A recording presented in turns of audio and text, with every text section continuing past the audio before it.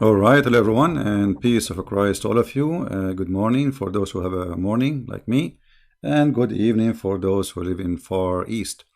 Uh, First thing come to my mind, I have some coffee next to me. I said, what if we have a coffee with our Lord, the Messiah? Now, the Muslim they might say, huh, the Christians want to have coffee with their God. You see, our God is so good to the point He humbled Himself to drink coffee with someone like me. One of the names of the God of Islam is Al-Mutakabbir. He is the proud. Actually, proud is not, no, it's not the correct word. Mutakabbir is somebody he show off, like he think he's so, like, I mean, when you say Mutakabbir, you compare yourself to who? Exactly. I mean, if everything around you is your creation, it's stupid of you to think this way. However, the question will be, if I am right now sitting in front of my Lord, my King, the King of Kings, the Messiah, and trust me, He will not mind. Remember, the Messiah, not only He would drink coffee with us, He washed the feet of His disciples. And not only that, He said to them, if you don't let me do it, you don't belong to me.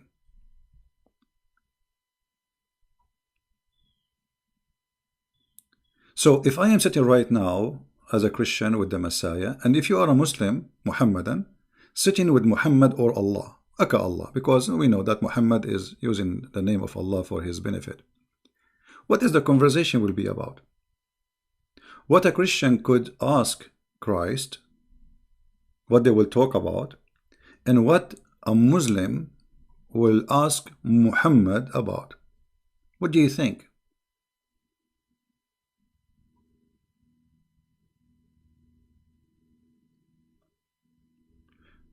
Actually, we will go back on time.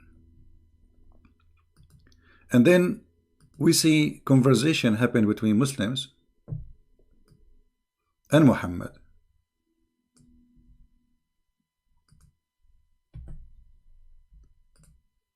How they share things together, like what Muhammad and the Muslims they do when they talk. What is the conversation?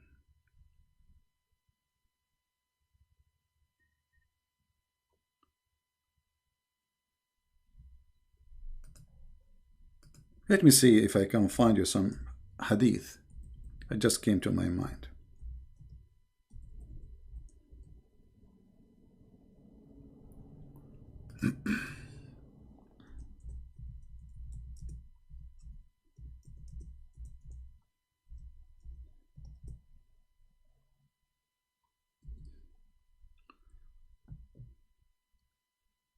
Uh,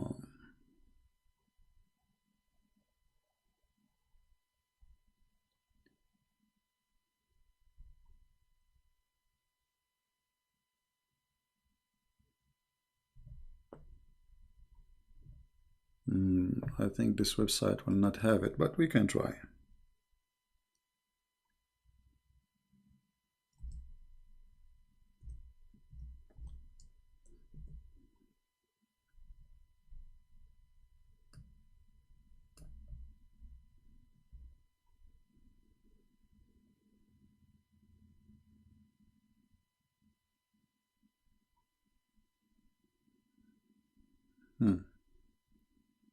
Will look like we are getting closer.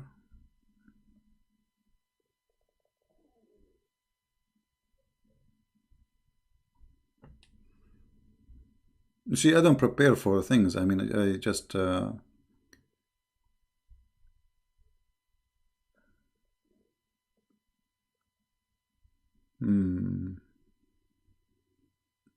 now I cannot find it. It's all right. Let me find something else. I hope this time we'll find it. This one I have it saved because it's hard to find. Let me see. No, even this one we cannot find it now.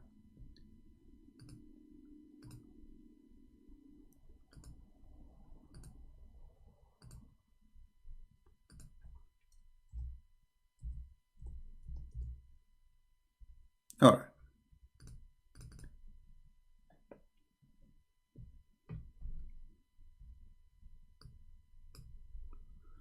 This is a hadith. I will put it in front of you.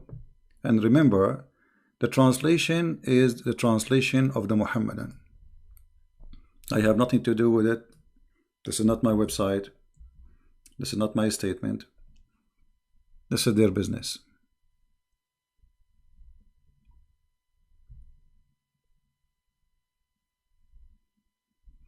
Muhammad in the morning drinking coffee with his wife.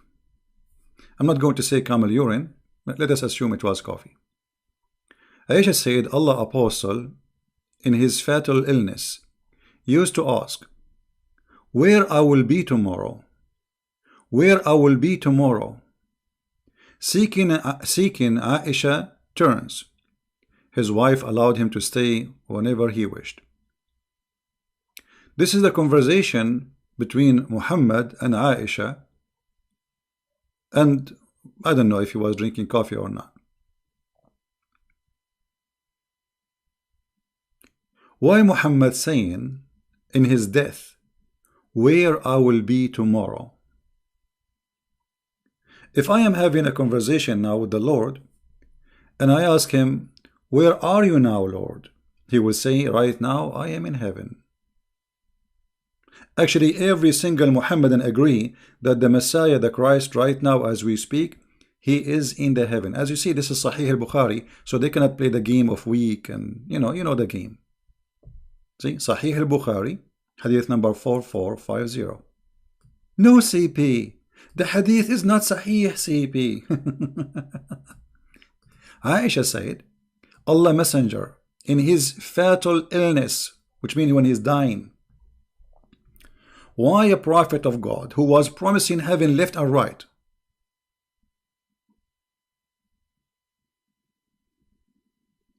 he is worried where he will be tomorrow, which means after death. You see, tomorrow, the guy he know he's dying. Where I will be, used to ask. Used what? Used. It's not like one time, twice, three. Used.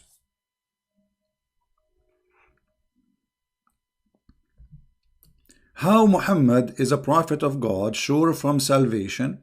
He himself is the last one to know where he will be tomorrow.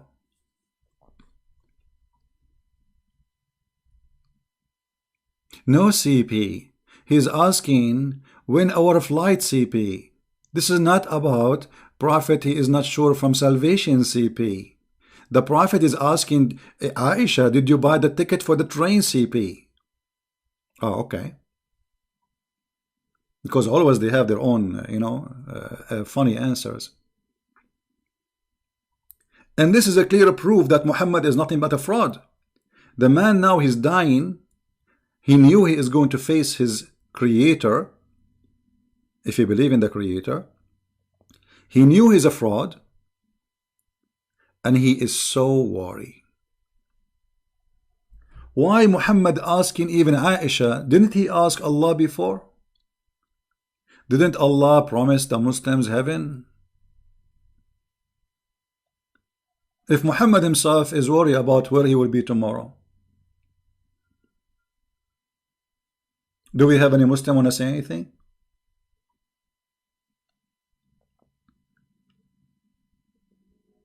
Any Muhammadan have anything to say?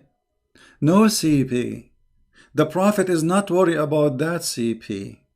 The Prophet, he is questioning after the Iran they shut the airplane CP. Can we fly over Tehran CP? The guy is dying in his fatal illness. Not only that, look what it says.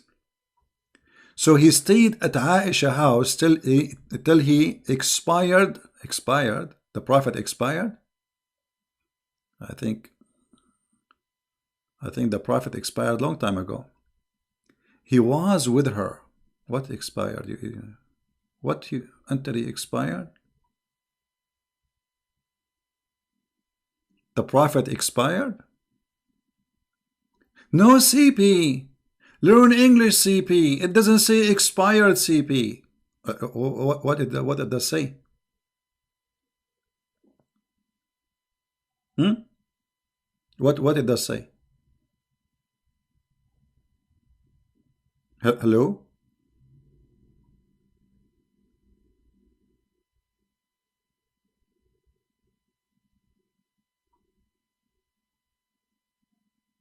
Until he expired, he died. Yeah, the battery died. So Muhammad here, he's speaking in the time of death, because they might say to you, oh, this is not about him dying. He is worried about tomorrow, where he will be in hell or in fire or in heaven. No, he was worried about his train ticket is going to be expired. Thank you, guys. I know, I know. But I wonder why did not say the word died. I mean, expired is kind of, because here in Arabic it says, until he died, you know.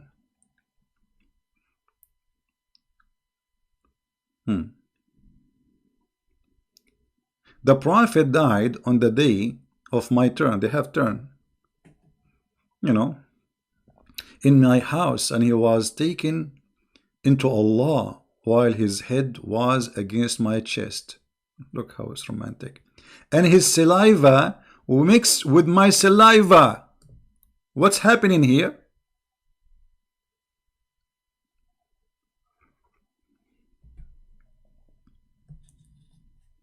Muhammad is dying, and Aisha's saliva is mixed with his saliva.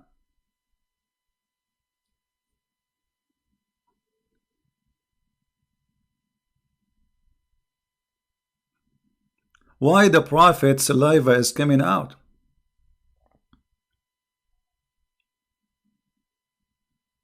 And why Aisha's saliva is coming out?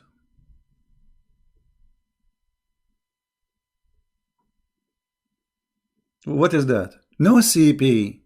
No CP. Learn English CP. It doesn't say saliva CP. It says Slovakia CP.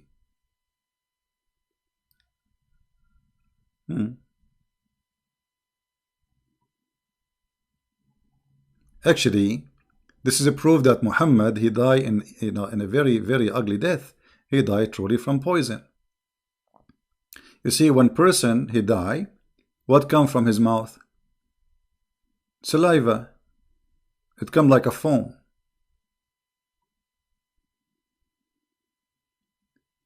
The Shia, they claim that Aisha is the one who killed him, Aisha and Hafsa. And this hadith here confirming something very weird. She confirmed that the last thing he came from him, it was saliva.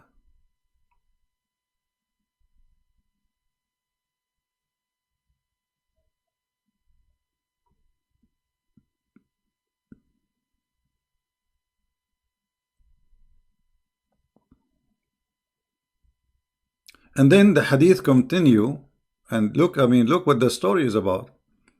Muhammad is dead and his saliva is coming out.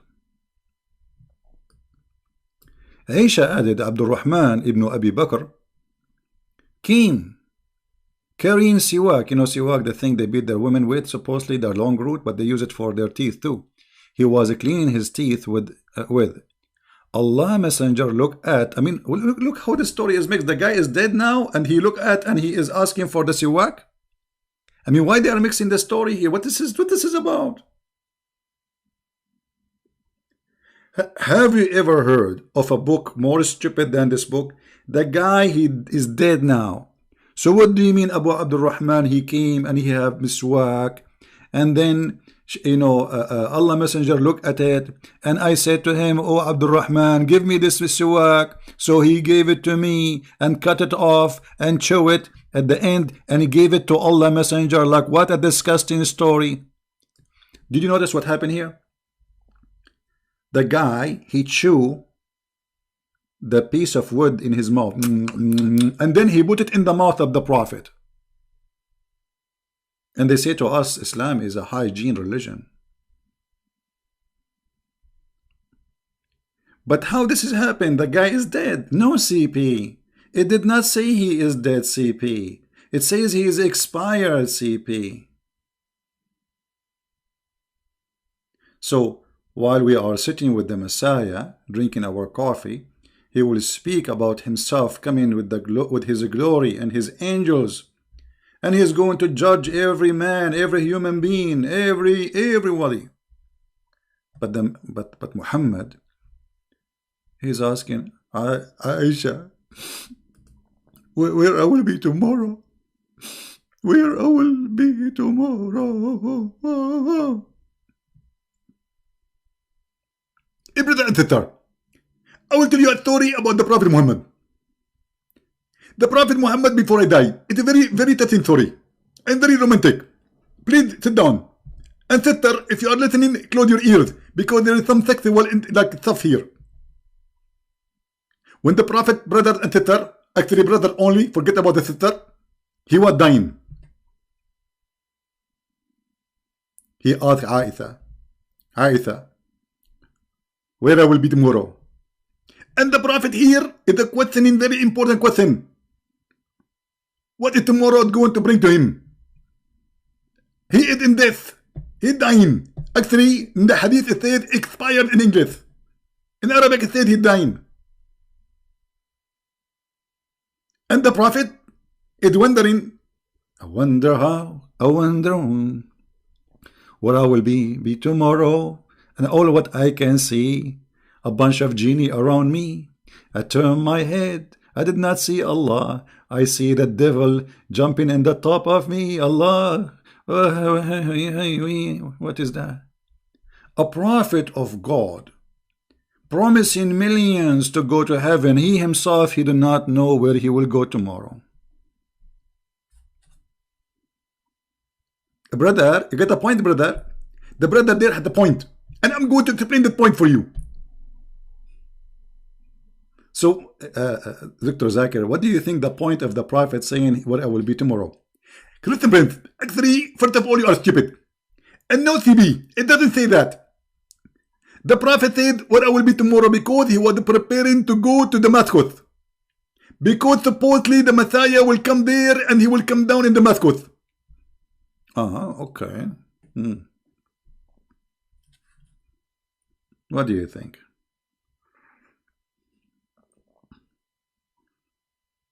This is a prophet of God. He himself is worried about where he will be. Guys, is this a good time? Is it a good time? Honestly, I have a lot of work to do. But I said to myself, let me sit with those good people who they are way better than me. So maybe we have some coffee together. I'm drinking coffee now. I'm way up since very early in the morning. But I will have some time with you.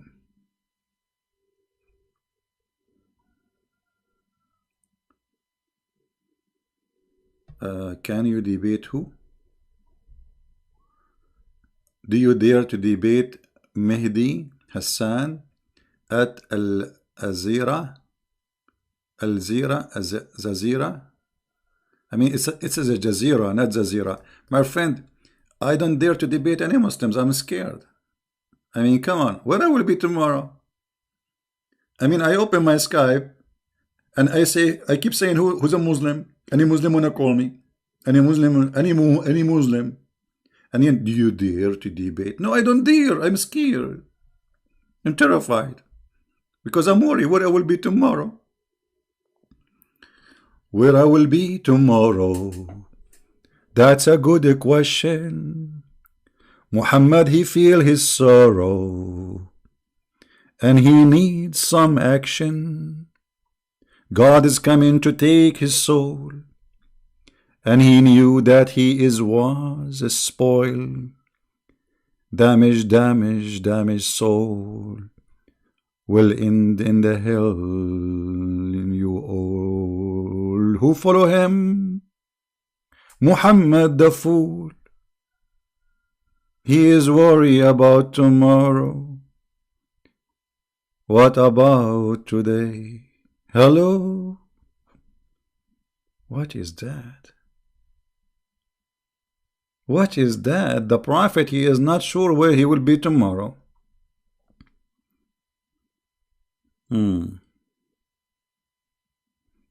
Can you speak about the pillars of Islam? My friend, there is no pillar of Islam. As you see, the guy is worried about tomorrow. What pillars of Islam? He spent his life teaching Muslims how to shave their private part, how to shave in their arm, how to clean their anus and how to clean their, I mean, and now he is saying, where I will be tomorrow.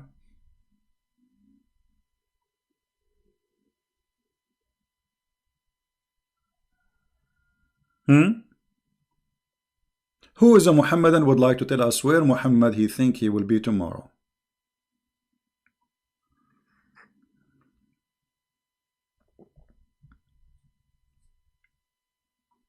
We cannot play anyone videos. You see, I avoid playing Muslim videos because they flag my videos if I play their videos. Otherwise, I would love to. So we can laugh together. But this is what they do. You see, if they play my video, I don't flag them because this is for my benefit. More Muslims will come and listen. But Muslims, because the cowardness and their fear they have, the second you play a video of them, they flag you for copyright. That's why I avoid playing them. Any Muhammadan? Where I will be tomorrow, you will be in hell, Muhammad. Get ready for the barbecue. Hello. Hold on. Muhammad in the Quran, he said something which is interesting. Do you think Muhammad thinking and he is worried about what will happen to him? Anyone remember what Allah he said in the Quran? About people like Muhammad supposedly? Because Muhammad is worried, obviously, you know.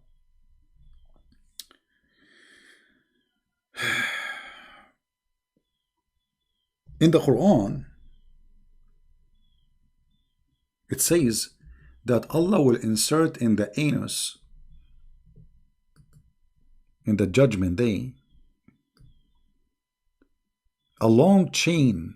He will make it go inside the nose and he will take it, he will extract the chain from the anus. Hold on. The puppies of Mimi Hijab, they will say, no, CP, it doesn't say that, CP. This is your fabrication, CP. No, this is not my fabrication. You are a liar and you are a potato. So you don't dare to call me. No, CP. Is that what Muhammad is worried about? That Allah will insert inside his bum a long chain? This is why he's worried before he die? Let me show you the reference so people, Muhammadan, they will not say, because, you know, funny, I show them word by word in front of their eyes in the screen and they say, no, CP. It doesn't say that, CP. Okay. So this is the chapter 69. Even the chapter is 69. Man, what a sexual Quran. All right. Chapter 69. Verse number 32. And we will go to Ibn Kathir. I hope they will not say Ibn Kathir is a liar. Liar, CP. Liar. No, CP. All right. This is Ibn Kathir. I will put it for you in the screen. Give me a second.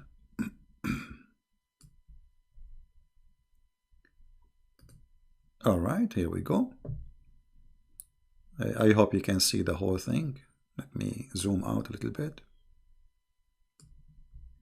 Here it says, then fasten him. Who is the one saying, no, CP? It doesn't say that, CP. Then fasten him on a chain, wherefore the length is 70 cubit. Ka'b al-Ahbar said, every ring of it will be equal to the entire amount of the iron found in this world. Oof, oof, oof, oof, oof, oof, oof, oof, oof. Don't you think this is so small, brother? So the anus of a Prophet Muhammad is so small. And now Allah, now I understand why he is worried. He will insert it in the anus. Look. And it will be, then fasten him, it will be entered into his buttocks and pull out of his mouth.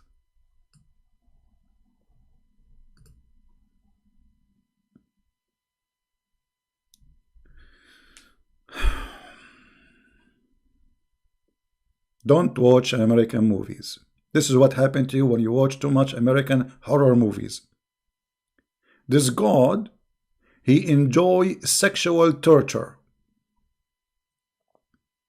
He is targeting your bum, your anus. And that explains why the Prophet of Allah is worried. I mean, if you are not worried about your buttocks, you will worry about what? His brain? He don't have one. Aisha, where am I? Where tomorrow I will be? Actually, this is the same thing happened to him before. He said the same thing. He's repeating it. Where I will be. In here it says only where I will be tomorrow. In different hadith says where I will be tomorrow. But that one is not in that hadith is not in the time of his death.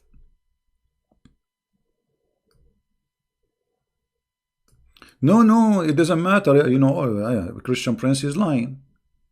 You show it from their books. It doesn't show. It doesn't matter. He's lying. And the Muslim for sure they will agree. I mean, brother, yes, brother, he's lying, brother. Brother, Christian Prince is a liar. Big feet liar, brother.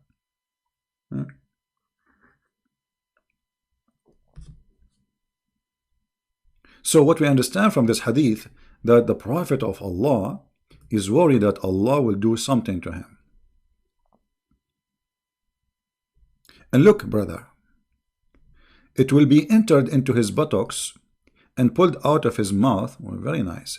Then they will be arranged on this chain, just like a loctus arranged on the stick. Barbecue. This is barbecue. Allah will make barbecue. And be roasted. Al-Wafi reported from Ibn Abbas, no CP. Ibn Abbas did not say that. He said, it will run into his behind.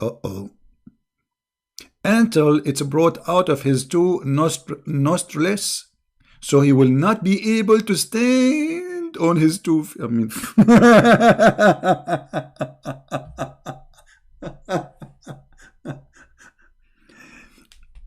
a brother and sister, Islam is the religion of common sense.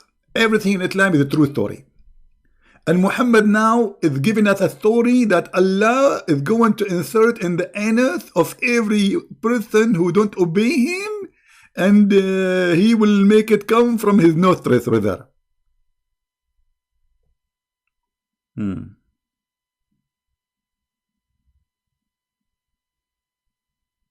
Muhammad is wondering where I will be, CP. No, CP. Where I will be, CP. And you know, if we go back, actually, if you see the description, I mean, this chain is so huge. It says here, there's this chain, if a drop of lead of this had pointed to the skull bone, were sent from the heaven to the earth, and the distance is 500-year travel, it would reach the earth before the night. If that's before the night. I mean, don't you think this is funny? If it's coming from Allah, and Allah is at the end of the world, it should take maybe many years. I mean, what is this? 100 of years. And then we go back to the story of the Prophet. Still, we are calling him Prophet. You know, we are showing respect. We have to respect the Prophet. You know, we have to admit, he's a prophet. At the end of the day, he have many prophecy. Actually, you know, I made a prophecy yesterday. It was raining. You know, yesterday, and I said it's going to rain, and you guys, you believe it or not, it rained. Yes, it was raining before I said the prophecy, and it continued raining, but there's an option that the rain would stop after I say it's going to rain. But no, it did not stop. So based on this, I made a prophecy. I made other one and the other day, and it came to be true, which is amazing. I said there is many women, they will have their period. How I know that? How I know that? This is astonishing. And not only that, I made a prophecy that in Alaska, they will have snow in the winter. And guess what? They did have snow in the winter. So, the prophet, obviously, he's a prophet to the point he do not know what he will be tomorrow. Can't you prophesy for us where you will be tomorrow?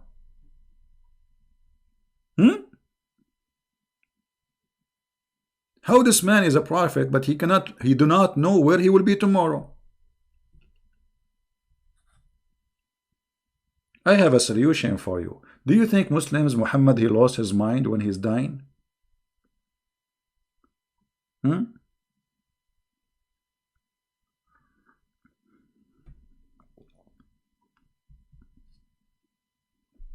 What do you think? Did he lose his mind?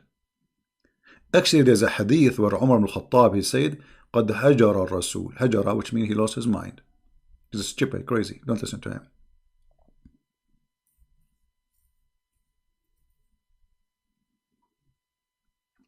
How a prophet of God, he lose his mind? Where Allah?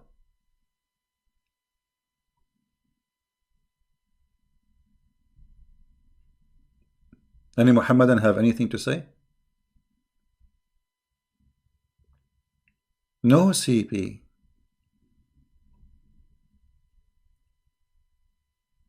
Yeah, but this is not about the... You see, first of all, the bewitched is a lie. There's nothing is called bewitched. In nowadays, anyone he act crazy, they think he's bewitched, you know, because he look physically fine, but he act weird, you know, strange. So they say he was bewitched. But this is in the element of death. He's dying now. He's dying. This is, you know, this is way after the story of the bewitching.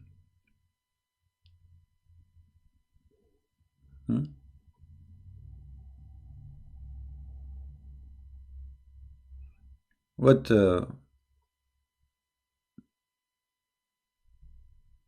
Any Muslim? Thank you, my friend. Thank you. God bless you.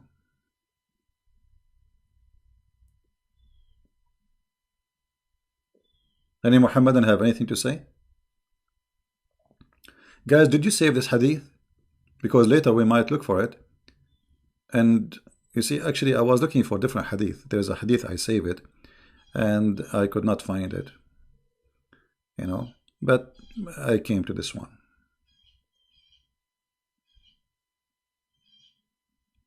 Yeah, obviously he lost his mind. You know, this guy is mentally ill.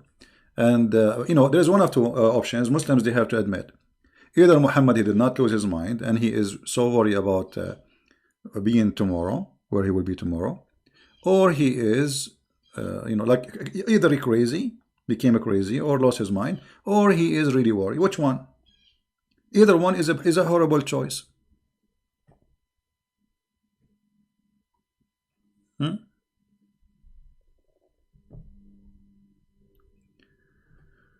Where is the real manuscript of Surah Maryam? Muslim says that there is a gospel of John, Mark, Luke is false. You see, when the Muslim they say that the gospels of John and Mark they are false, that is against their stupid God. Why? Because if the Quran says that the one who sent the gospel is Allah, so the gospel is the book of Allah. So why Allah don't protect his book?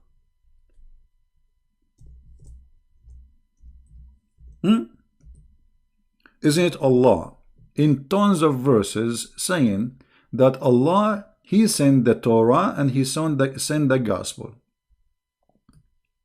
And the Muslims say to you that the gospel is corrupt. That's mean Allah is a fufu. Fufu tutu mumu yahuhu. The author of the book is the one who is in charge of protecting his book. No one else, because we are a human being. We die. We cannot stay forever. We don't know what will happen tomorrow after we die, like Muhammad, where I will be tomorrow. The one who sent the book should be a person who protect the book. So when a Muhammadan, he says to you the gospel is corrupted, he is spanking his God, Lulu and Mimi. For he is confirming to us that he have a lousy God who cannot protect even a book.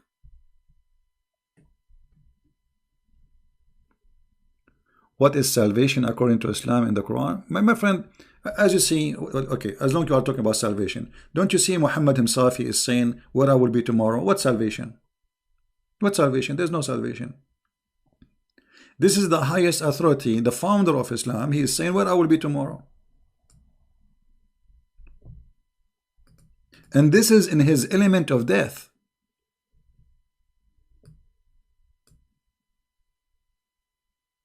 The founder of the cult of Islam, he is not sure from his own salvation. So what salvation? You see, this is not Abu Bakr or Umar or Mimi and Fifi. This is Mumu. Mumu himself.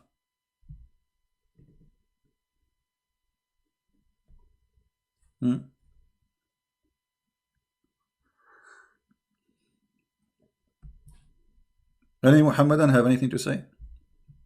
And when they accuse your Bible of corruption, they are accusing themselves, because according to them, the Bible is sent by Allah. And not only the Quran says that Allah, nobody can change his words. The Muslim, they say, no, no, no, no, no CP. He meant the Quran CP. Oh, hold on. Hold on, CP.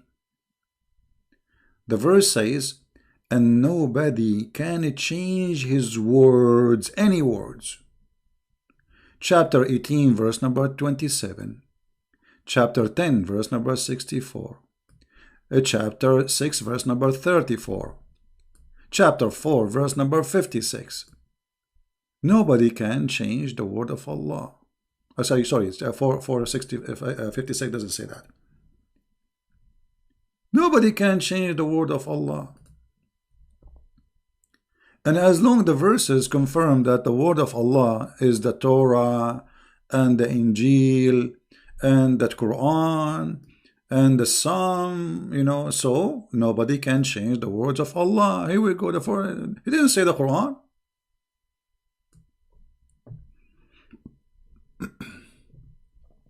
Yes, it's true. This is what the Muslim Sunni do. When a Muslim Sunni die, they insert a very hard piece of cottons inside his anus, and because remember, you know, they believe that in the grave there is Allah will send a scorpion and a snake have 99 head. Some hadith they say, or stories, that a snake have 7 heads and every head have 9. Snake have 7 head and every head have 9 head, I think. It's like many heads.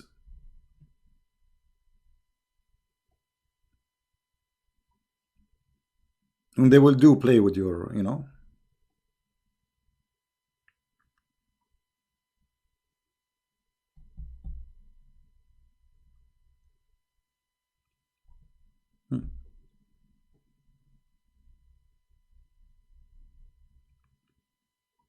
Any Muhammadan? Any comment? Where is the Muhammadan today?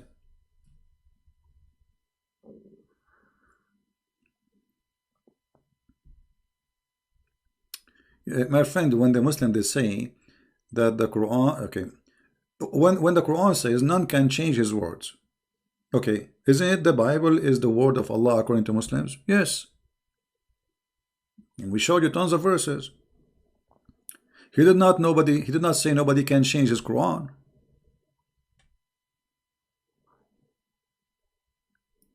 My mic is cutting off? I don't think so. This is maybe from your side.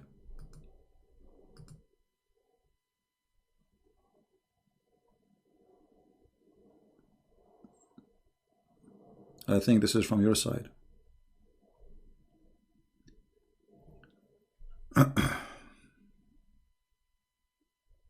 Any Muhammadan? Guys, is my microphone good? Do you hear me good? Is my microphone clear? My voice is gone? I know. From my side, it shows that everything is good. Let me sing. Because if I sing, usually I fix stuff, you know. Like once we were taking an airplane from Tehran, and the Iranian Revolution Guards, they wanted to shoot out our plane. So I start singing, and right away the missile avoid over the target. Why? Because I was singing for Allah.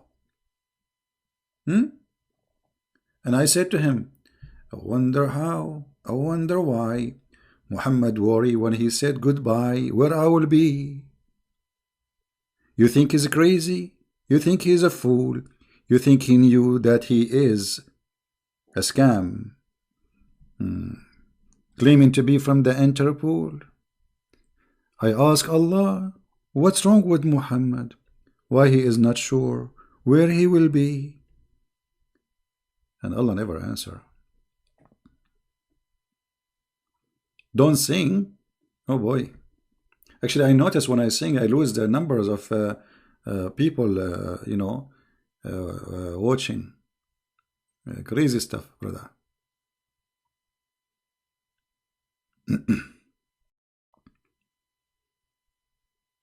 Any Muslim want to say anything?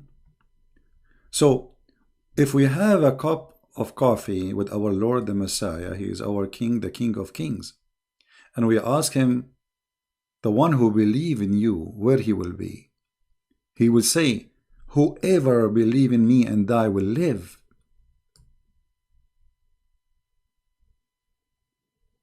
I am the life.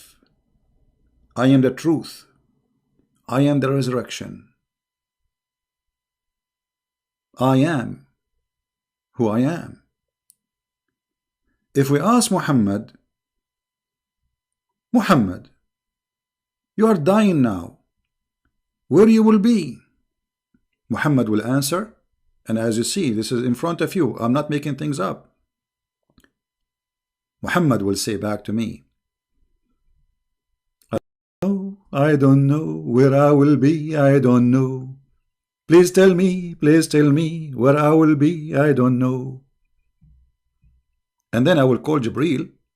I will ask Jibreel, do you have any idea where Muhammad will be tomorrow? Jibreel will answer, I don't know where the prophet he will be. I don't know. Okay, let us ask Allah. We ask Allah, do you know where Muhammad will be? Muhammad, Allah will not answer because he does not exist.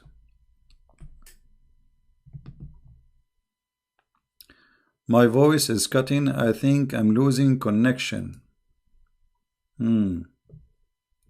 Yeah, I'm getting bad connection, so I better finish fast before we lose our connection.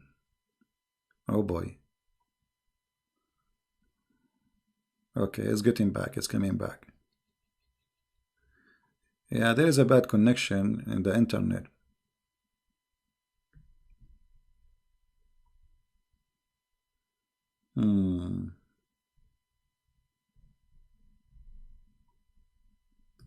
We lost connection.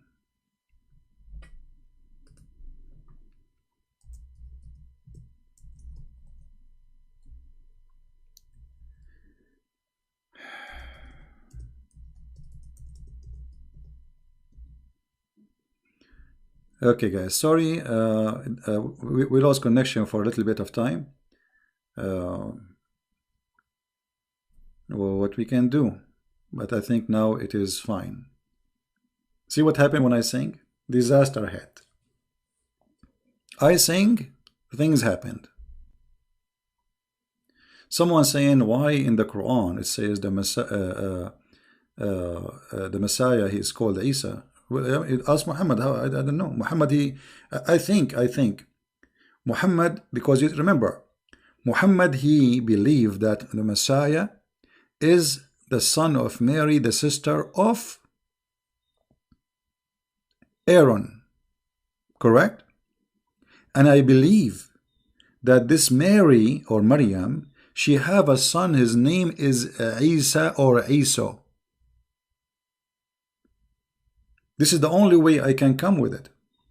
You see, I could not find really any source, but the only way to come with it, that Muhammad, who he thought, as the Quran says, that Mary is the sister of Aaron, this is why Muhammad, he think that the name of the father of Mary is Imran, which means the same name of the father of Moses.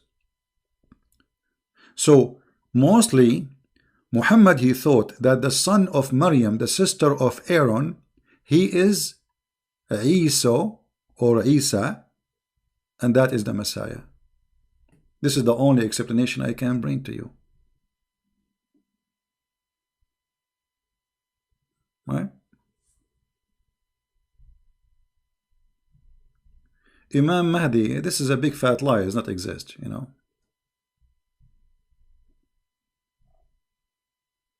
There's no such a thing. It's called Al-Imam Al-Mahdi.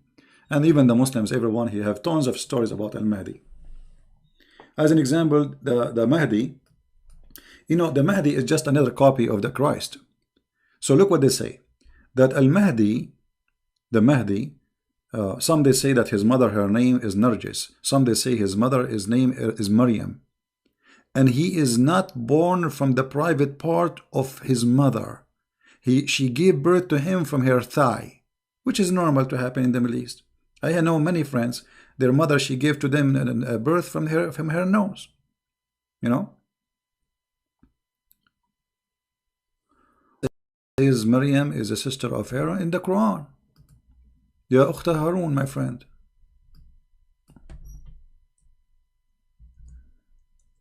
Ukhta Harun.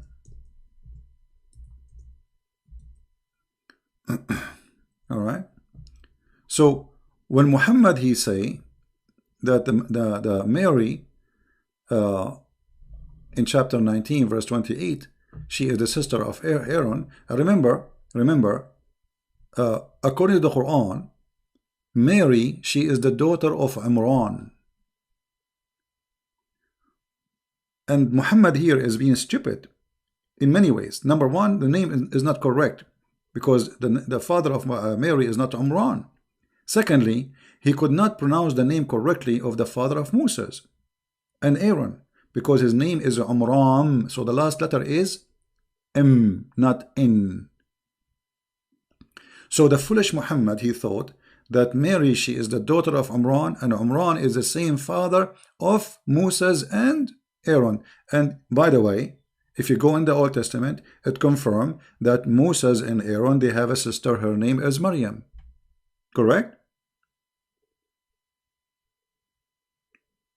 Moses and Aaron, they have a sister, her name is Maryam, and this is exactly the name which is mentioned in the Quran as Maryam.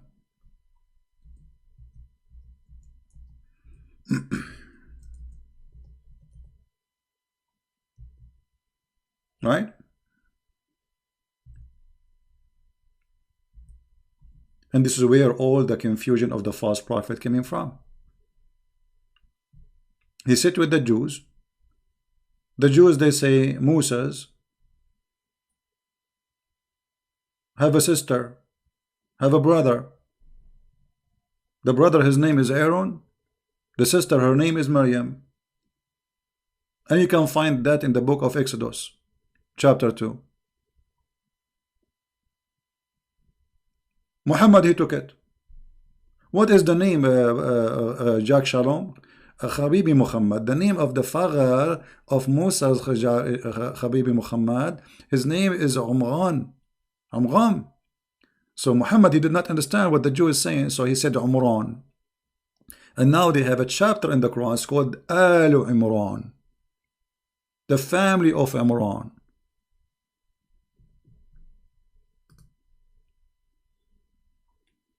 Habibi Muhammad, the expert Muhammad. Muhammad, he knew everything. He knew history. He knew who was on the cross, but he did not know where he will be tomorrow. Where I will be tomorrow. Call me, Muhammad, call me. I will tell you where. Anyway, guys, I have things to do, and before I lose my internet again, it's a weekend time, and weekend a lot of people use the internet. So before I start losing my internet, I want to say thank you very much for being here. Don't forget to download the video and share it with everybody. And you know, if one of you can make some graphic, what about you copy this hadith? Prophet of Allah said, where I will be tomorrow, and like choose an image fit with the story. Like, is Muhammad saved? Look what Muhammad said in his element of death. Where I will be tomorrow. Where I will be tomorrow. You will be in hell. You potato. And you will be fried and barbecued. Where you will be tomorrow. We know where you will be. So A foolish person is the one who follow a man. He himself is not sure where he will be tomorrow, yet he claimed to be a prophet of God.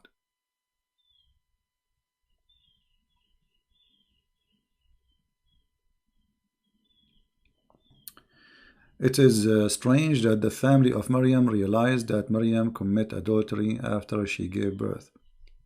No, the Quran doesn't say that. It doesn't say that the family of Maryam, the Jews, they came to her. But this is stupid. Why? Because you see, the Quran is a stupid book. The Bible make it clear. Mary, she was engaged to Joseph, and legally that make her his wife. Engagement to Jews is a marriage, but you did not go yet. She did not go to your house, but you can have her. She is legally yours. It's just to prepare, like, for things to get ready for the wedding, etc. But already legally, the religious marriage happened. But there is no sexual relationship. This is why the Jews, they could not question Mary. But the stupid Muhammad, he have no idea what he's talking about.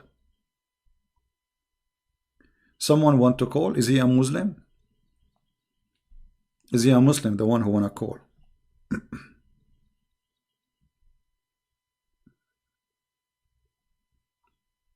A Muslim? Okay, hold on.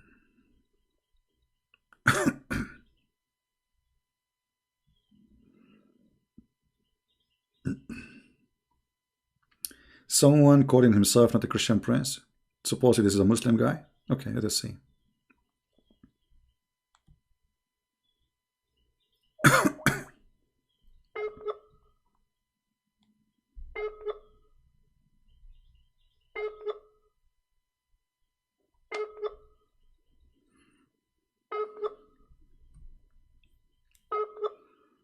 He's not online, maybe.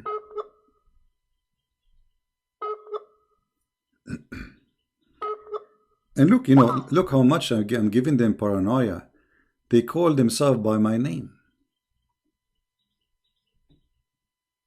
Call me, buddy, call me. Let me try one more time.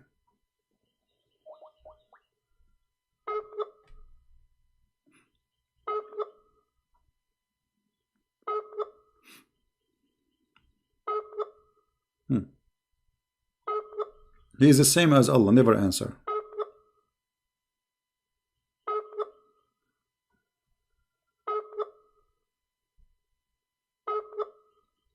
All right. Well,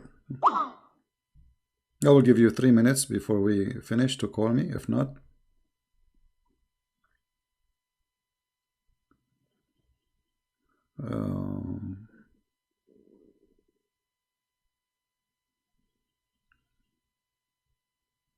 yeah, I don't see any Muhammadan calling.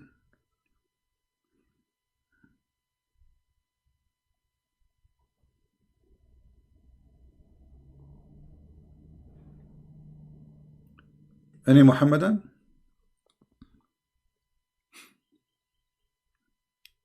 I turn my head up and down. I turn it around, and all what I can see.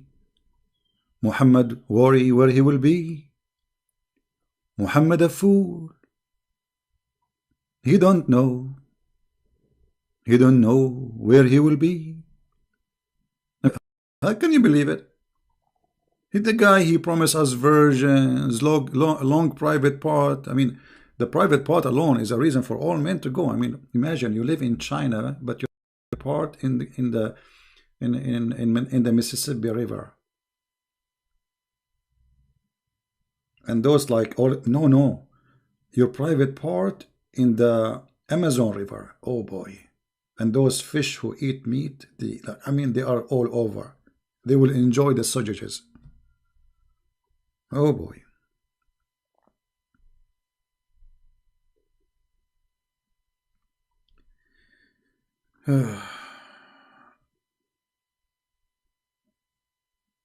He want to challenge me. He want to bring your Christian prince.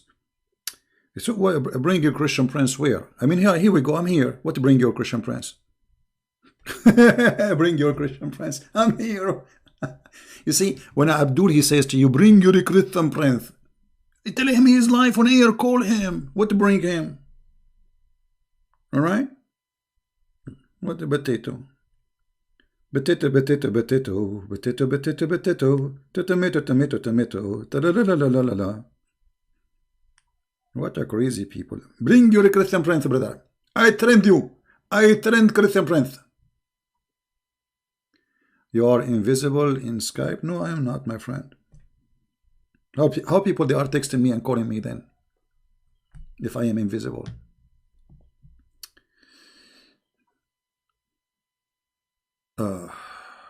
Here we go. We lost connection again.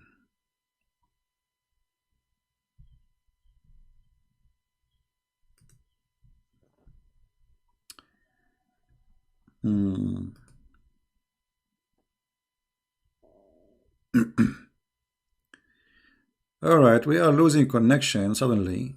You know, there is something not right happening with the connection. I apologize for that. Let me finish before we lose the connection totally. Look like the connection is getting bad. It's a weekend, and well, you know, look like we are going to lose connection. It's happening again. Yeah, it's happening always, you know, because here it's like you have a line, but I think what this company do, they share the line with others. Is it possible that the Jews gave Muhammad a false stories, and then Muhammad? Yeah, exactly, the same as the story of Alexander the Great, etc. Yeah. All right, guys. I think I will finish for today before we lose connection. I think we lost connection again.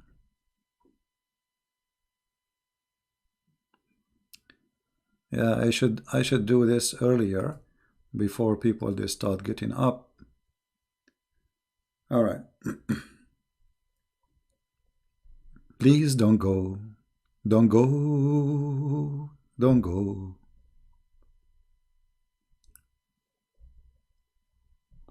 How you cannot find me? So how people they are texting me? I have thousands of text messages, and you cannot find me. I'm not sure how this happened.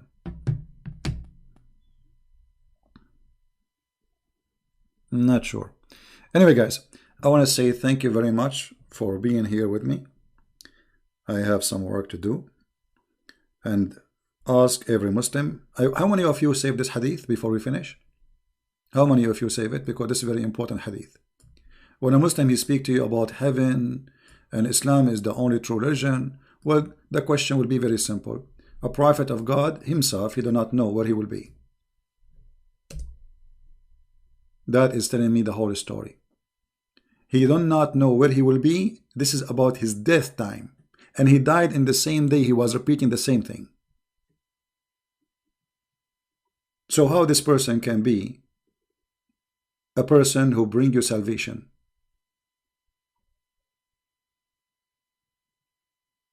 Right? Okay, guys, I will check my Skype later to see if what you are saying is true about being invisible. I will check that. Thank you, everybody, for being here. I want to say goodbye before I lose my internet again.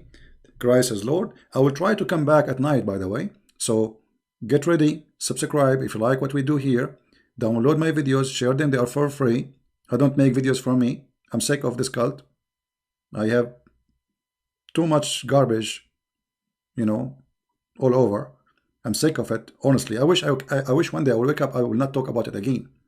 But somebody have to clean the garbage, and I cannot find somebody to replace me yet.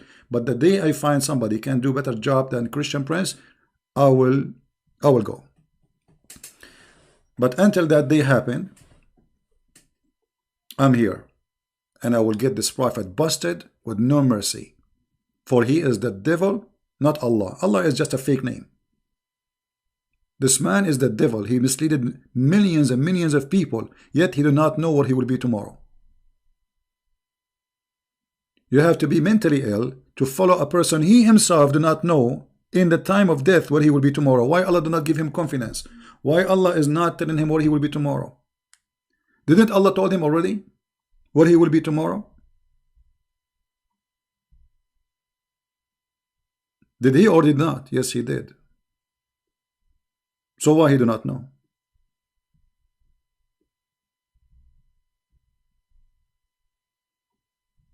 So join us later at night. We'll be here like maybe the same as last night if you like it, and I hope, or maybe a little bit earlier. And just to check the page, my Skype, I mean my YouTube, and you will find out when I will be again. Thank you guys for being here. May the Lord bless you. And with the Messiah we live. With Muhammad we will not know where we will be tomorrow. Hold on, we have a Muslim. Hold on. Oh, we have a Muslim. We have a Muslim. You believe it? Where is? Huh. Okay, hold on. We have a Muslim. It's hard to believe, but it's true.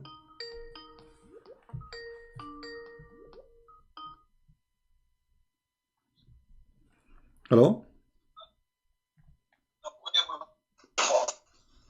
Hello? Mute YouTube, please.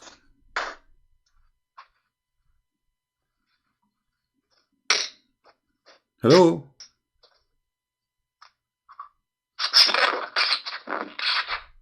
Hello?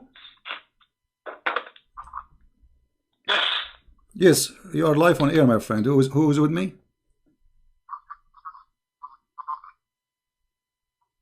Mute. Is your daddy ultimate proof? You cannot keep running. How are you, Ultimate Proof? How are you? We keep running from you. You are scary. So, Ultimate Proof, what do you think about your prophet saying where I will be tomorrow? You said what? Your prophet saying, and I'm showing the story in the screen. He was dying and he said to Aisha, where I will be tomorrow. Where do you think your prophet he will be tomorrow, and why he's asking this question?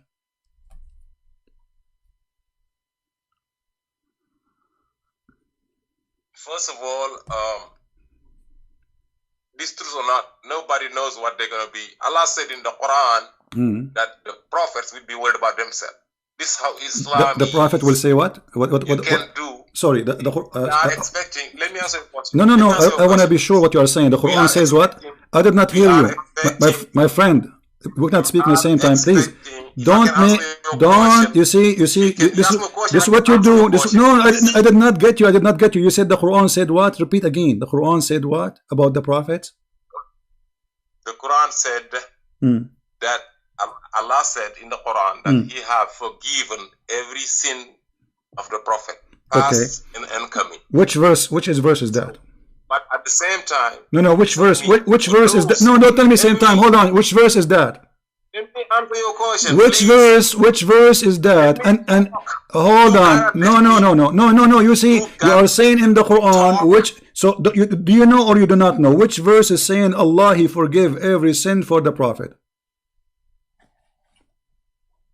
Oh, you don't know the verse? I tell you, no problem. Tell me. Okay, I'm waiting. Oh, that's it. Yeah. That's all. Yeah. No problem, brother. I tell you every verse. Okay, I'm waiting. Are you searching Google?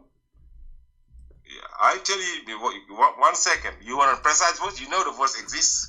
You asking some dumb Okay, questions. are you searching? Okay, give me the verse. That's right now. Which one? Brother, give me 10 seconds. 10 seconds? Yep.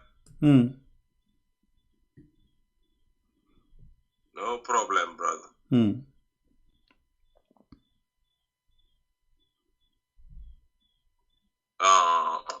It's gonna be 48:2. Well, I'm showing it in the screen since 5 minutes ago, and you saw it in my screen. This is how this is how funny you are. Okay, so now read the verse for me. It doesn't say that Allah. It doesn't say that Allah forgives. You see. You're digressing. Let me answer your question. No, you are answering now. You are answering. We are having a conversation. The verse does not say that Allah He forgave to Muhammad his sin. Why you are lying? Read the verse. You read it. Here we go. It's in front of me. It says that may Allah forgive your sin. May Allah. He did not say I forgive your sin. Read it. He said, I have forgiven you your past and uncommitted sins. Where it says that? Where it says that? Where it says read it. Read it. It says may Allah may Allah forgive your sin. I said, what translation are you reading? What translation you are reading yourself? asking you. I don't know. That is a translation of Hilali and Khan. Muhammad Hilali and Muhammad Khan. Yes, read any translation. Okay. Just what you read. It says that Allah may forgive your sin. Okay. Now we go back. So that doesn't say that, but I will go with you. Let us say the verse saying Allah forgives sin to Muhammad. So why Muhammad asking what he will be? Why he is not sure? Because another verse says, this is what belief is about. And no need to be in this world and be for certain of where you going, because you don't know what you did. Which verse is that? People don't know. Which is verse? Which verse? Answer your question. I did 10 seconds. You're gonna start cutting me off. That's why Muhammad Hijab be tearing your ass up, because you don't have respect to people. You see? And then you be complaining. No, I don't respect liars like you. First of all, when you say a verse, when you say shut up, listen, behave. Listen, what is the verse?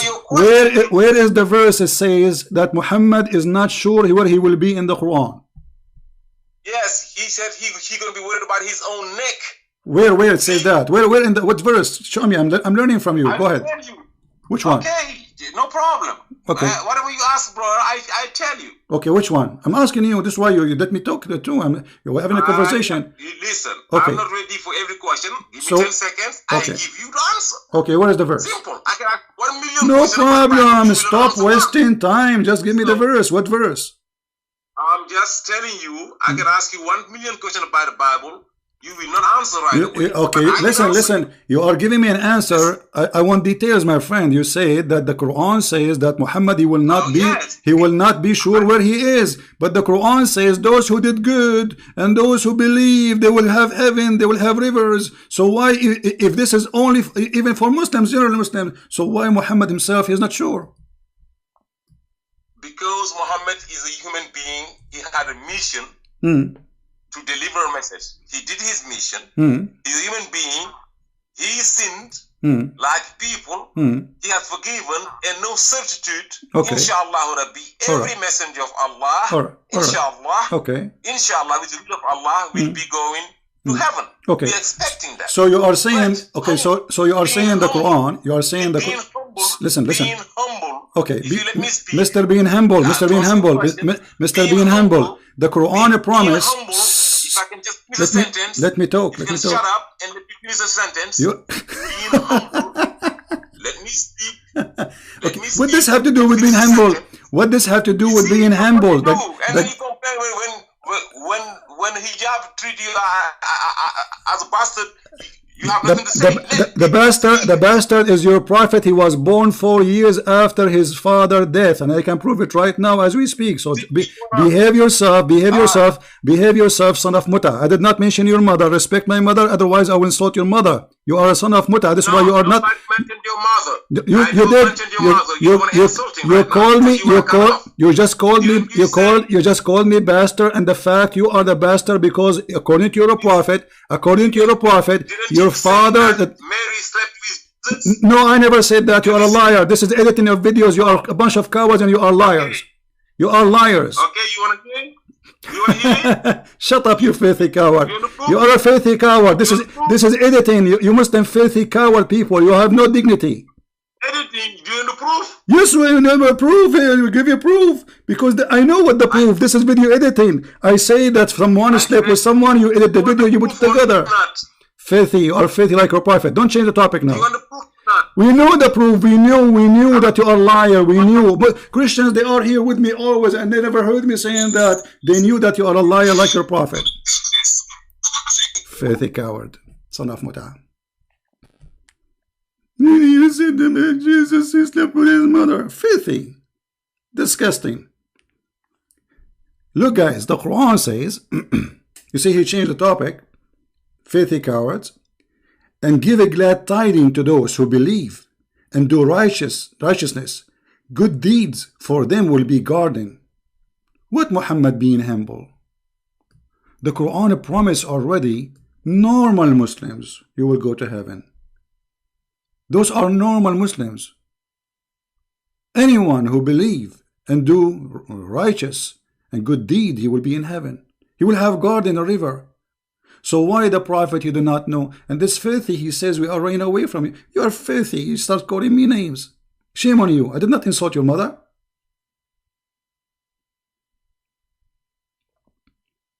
Very filthy people, they do editing to my videos. Everybody knows who I stand for. We fight 24 hours to get you busted just because you say Jesus is not a prophet. So how Christian Prince will say what you said, you filthy coward?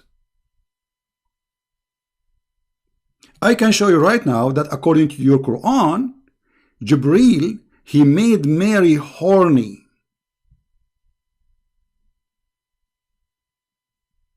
Filthy cowards. This is how disgusting you are. This is why I call you the ultimate fart. And this Mimi Hijab, he start insulting, so he will not answer. I did not call Mimi Hijab a bastard, but obviously he is. You know? Yeah, he's calling again. Are you going to behave or you will call names? Yeah, hello, Christian Prince. Yes, go ahead. Hello. Are you okay, boy? Sorry? Go ahead.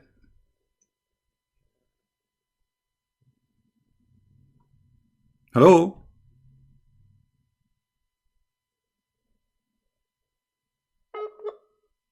There we go.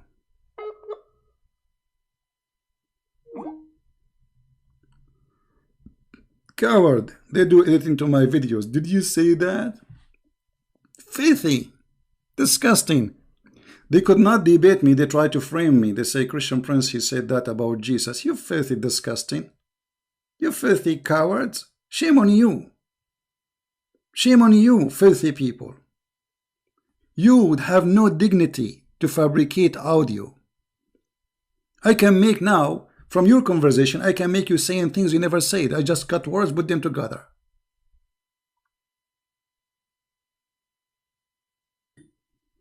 The boy is your prophet, because if he's not, at the age of 56, he will not be thinking about a girl she is 6 years old. Ultimate fart.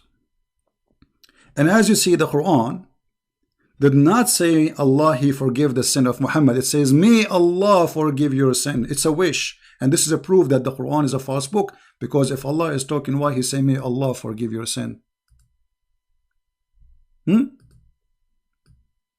Allah saying to who? May Allah forgive your sin. To himself? Allah is wishing Allah to forgive sin?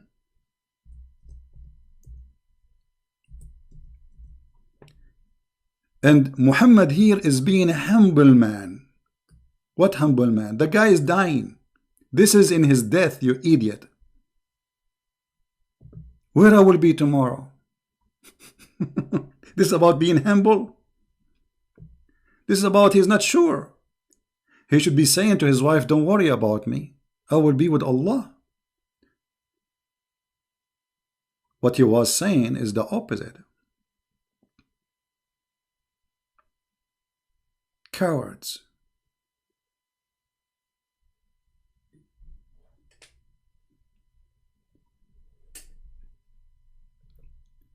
There's one thing all the Muhammadan they share. They cannot refute you. They try to put you down as a person. They make it personal. So they do editing for videos. They make, you see, from the video I made today, you can make many stories as you wish. I said the word sex, I said the word penis, I said the word, you can put them together, you make a story I never said. Cowards. Every Christian knows what Christian Prince he stands for. And every Christian believe that Jesus is the Virgin Mary. And every Christian believe that Mary is above all mankind. So how dare you to say what you are saying, you filthy coward? And right now, if there is a Muslim wanna call me, I can show you where it says in your interpretation that Allah, He sent Jibreel, and Jibreel, He breathed into her private part, and He made her horny, so the sperm of the man which Allah created inside her made it move and made Jesus. And now they will take my voice and they will play with the recording and they will say, see, he's saying something about Mary. Filthy cowards. And by the way, this is not only increase the support for a Christian Prince, because the Christians, even those who maybe don't care, they will see that Muslims are a fraud. Not only they are not truthful, but they are a fraud, because when you fabricate audio, you are a fraud. You cannot answer me, you cannot debate me, so now what do? We fabricate audio.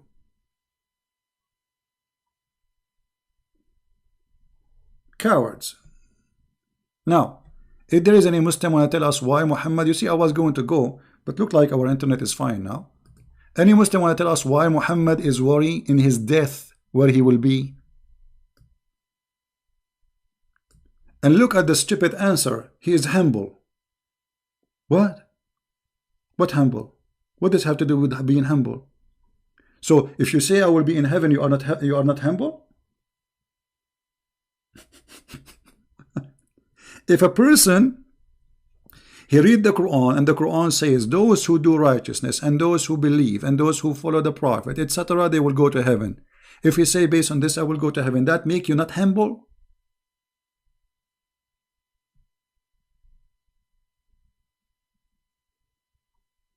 You know, my friend, he is not making point. He is breaking the fake. He is going to play the fake audio.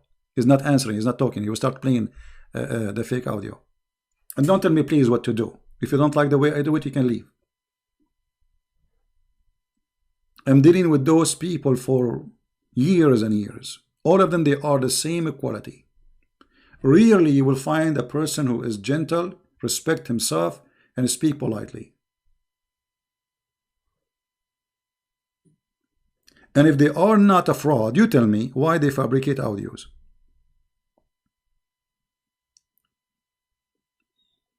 If they are following the good God, why somebody following the good God will say such a thing? Right? Your face in Muhammad hijab. Muhammad hijab, he does not know me. He put pictures of people who... And who told you I'm hiding, you idiot? I go and do seminars. It is you, Muhammadan, is hiding. And you know what your Allah is? You see, Muhammad hijab, his last name is Burqa. And in the Middle East, they will not call you last name Burqa unless you are a coward. And by the way, even Allah himself, according to Islam, he wear hijab. If you are asking me why I don't show myself, you just say that they have a picture of me, so why I'm hiding myself? You stupid idiot. Post pictures of people. Look what the Quran said. Allah, he never speak unless he is from behind the hijab. So why you don't say Allah is coward? Here we go. It's not given to any human being. Allah should speak to him unless it be an inspiration or from behind a veil. Do you see it? Do you see it? Is your God Allah is a coward?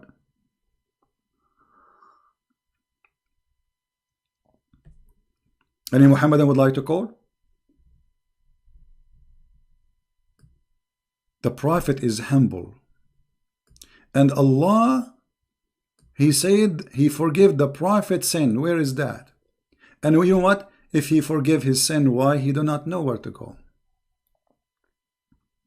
And yeah, this is the guy who believed that Rashad Khalifa had the correct Quran. Rashad Khalifa, he cut the Quran pieces. He said there's a corruption in the Quran and he deleted verses. If there is any Muslim would like to call? Filthy, trashy. You know, look what they did with the apostate prophet. Did you see the videos they made for him? The same story. They start to, they try to humiliate him, make it personal. They could not answer him, so they start saying he is having sex with his sister. He liked to have sex with his mother. I mean, very filthy, trashy people. Garbage. Can you believe it? The guy, he don't believe in Islam. Why you go to that level? Because simply this is their level. This is how trashy they are. Let me show you the post of Mimi Hijab. Hold on. I think I still have it, maybe. I posted in Facebook.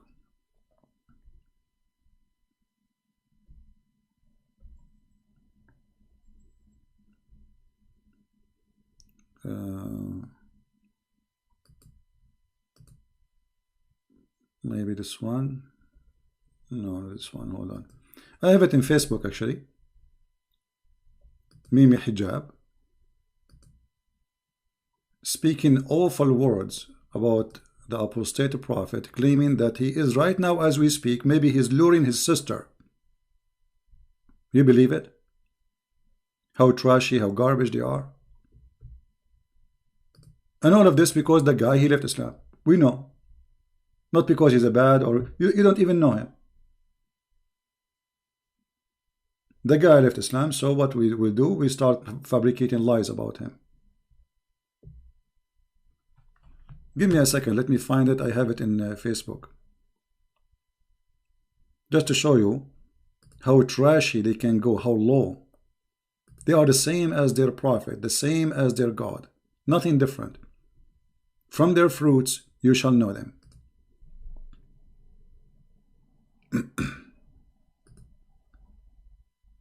I'm going to go to my Facebook page and grab the images. And by the way, the video I made for Mimi Hijab about him cutting my videos, audio, reported by Mimi Hijab as hate speech. And Facebook, they send me like we are going to delete your video. Do you have any response, whatever? So I respond, this is no hate, watch the video please, etc. And Mimi Hijab got busted and the video is back. This is how coward they are. I don't even flag them speaking against me, because that will bring me more people here. Make as many videos as you can. More Muslims will hear about me and they will come and they will see the truth. Let us see.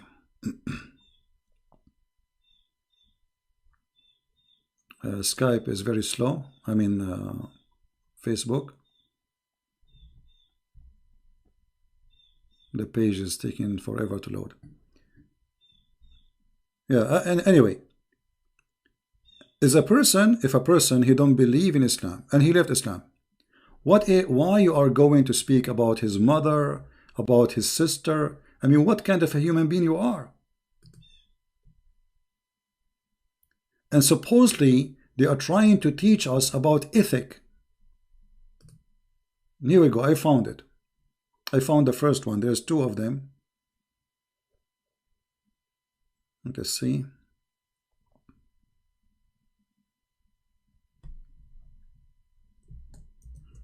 Here we go.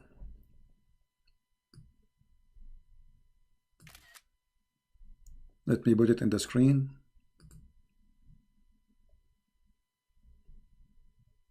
So everybody will see what is the level of this kind of people.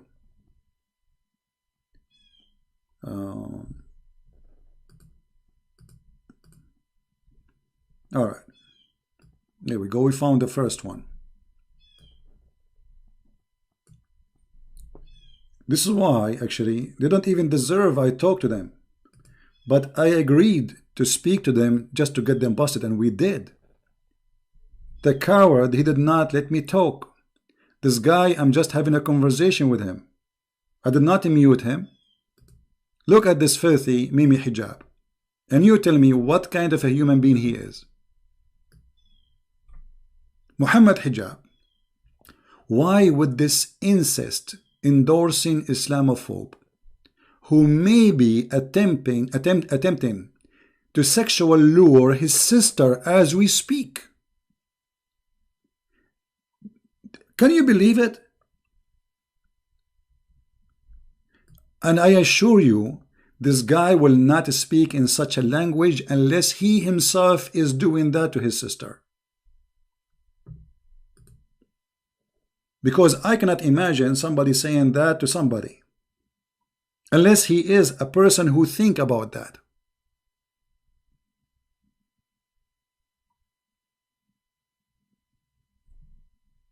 And the coward, by the way, he deleted this tweet, but it was too late. People copy it and post it around. But this is telling you the level and the standard of those people. They are street boys.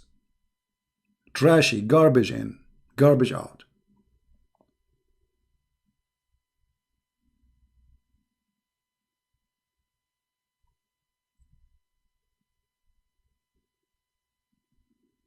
There is other one. I don't know where I can find it. I will try to find it where he said something else too. Not only this. I mean, this guy, he said, but it's good to copy their garbage so later they can get busted. Let us see. I think this one here. Okay.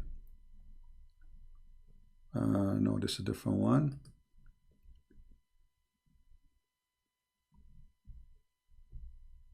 Anyway,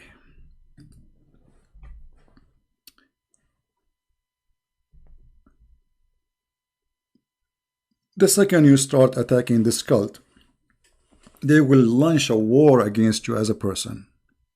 And they think they can intimidate you, and they think they can harass you, and they think, you know, you have no idea who I am. I'm doing this forever. I got death threat, I got people want to kill me, I got people want to pay me so I can stop exposing Islam. All of this will not work. The only thing will work is that you bring me more people.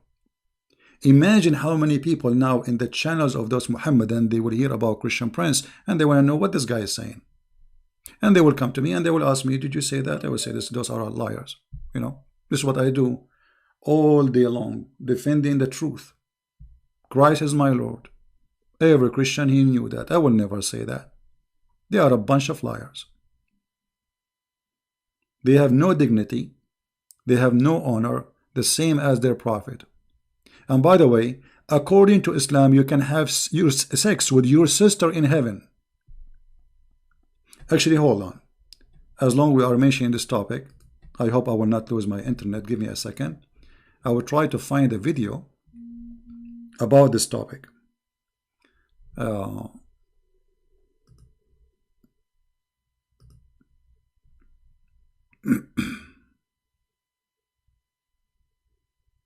Let us see.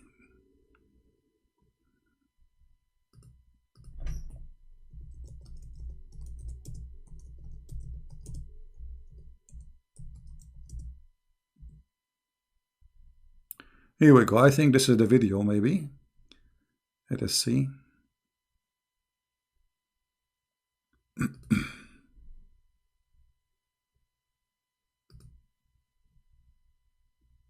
No, not this one. Maybe, hold on. Let's see. Maybe like we need to hear a little bit so we can see. I will try to find where exactly those Muhammadan they called.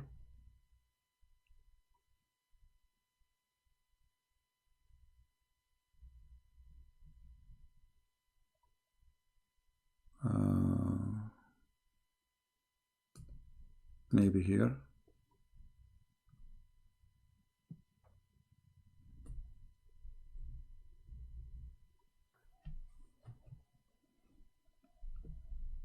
For some reason, this video have no sound. I wish Muhammad at that time he have a camera so we can watch him live. I will be the... No, not this one. Hold on.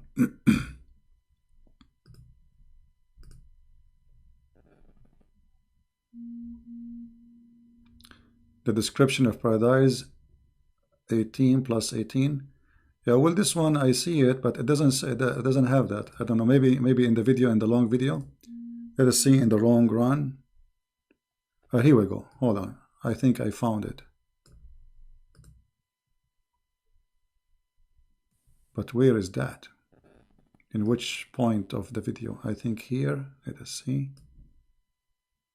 I am very good. So what do you think about the Quran speaking that you can have sex with your daughter in the interpretation if she is daughter from adultery?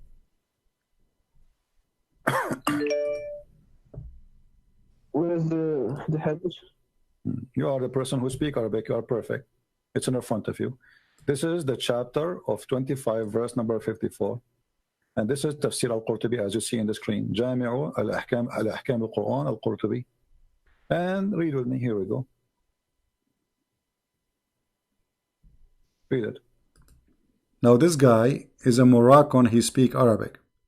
And he's calling to defend Islam. And those liars, they say, CP is lying, CP.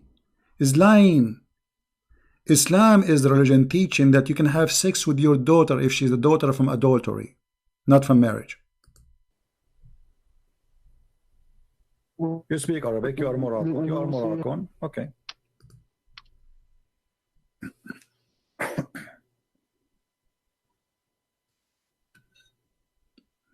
He's reading now. The astonishing teaching of Allah.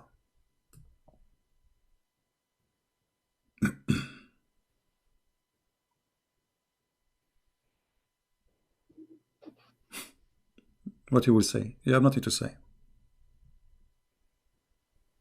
Silence. To read this is just 4 lines. But this is not a hadith. This is just interpretation. Interpretation. Okay, it says you can have sex with your daughter if she is daughter from adultery. Why you Muslim believe in that?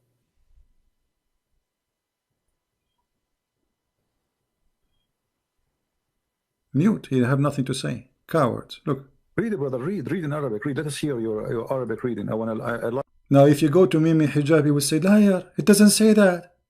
It doesn't say that. I like Moroccan when they read Arabic. Go ahead. Praise be to Allah. We have an amazing book teaching us that if I have a daughter, she is not the daughter of my wife, but she is my daughter, I can have sex with her too. That's amazing, brother. This is his interpretation. It's true, but this is the interpretation. This is your scholar Al-Qurtubi, and this is not me. This is not a Christian scholar. Why Al-Qurtubi saying that, my friend? Why Al-Qurtubi saying that? Why Al-Qurtubi saying that? He mistaken. Okay. He is not a prophet. He can do any mistake. He's not a prophet. Yes. But the Quran says, okay, let me ask you, according to the scholars of Islam, is your daughter from adultery is considered as your daughter? I don't know about this. How don't tell me you do not know? Suddenly he do not know. The guy is calling me liar. The guy he is calling me to refute me. The guy he know his religion. Suddenly he do not know. We have a Muslim here. He's a Muslim. He claimed to be a Muslim. I will continue playing the video after we see this caller here.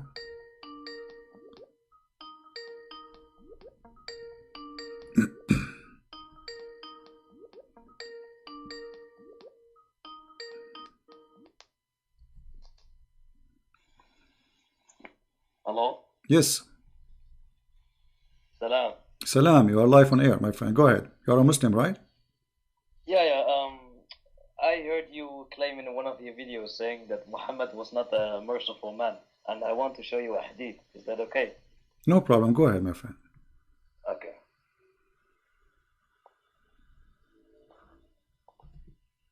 I will send you the hadith. No, just read it for me. I know all the hadith. Anas said 80 Meccans came from the mountain of Al-Tanim against the Prophet ﷺ and his companions at the time of the dawn prayer to kill them. And the Apostle of Allah took them captive without fighting them and set them free. Wow, that's amazing. Okay. So what is your response? Okay, I will answer you. So which book you are reading from, my friend? Sahih Muslim and Sunan Abi Dawud. Okay, so you agree with those books, right? You approve them. Yeah, but we're talking about this topic right now. I know, but you are proving those books. So you will not say I don't believe in those books. Okay. Habibi, we're talking about this topic. You're talking about what? We're talking about this topic right now. Yes, we are talking about the same topic. Here we go. I have a hadith in front of me. It says that your prophet, he killed all the children who they have little hair around their pubic area. He slaughtered all the men and even the children if they have little hair around their private part. And the hadith is in front of you. And the guy who is reporting this saying, and this is why I was not killed. Little children. Wait, let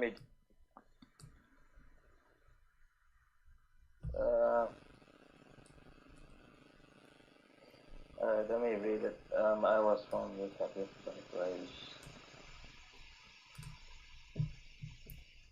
Where does it say the Prophet did it?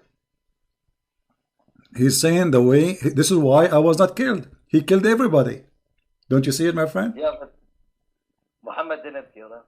What do you mean? It doesn't say Muhammad killed them.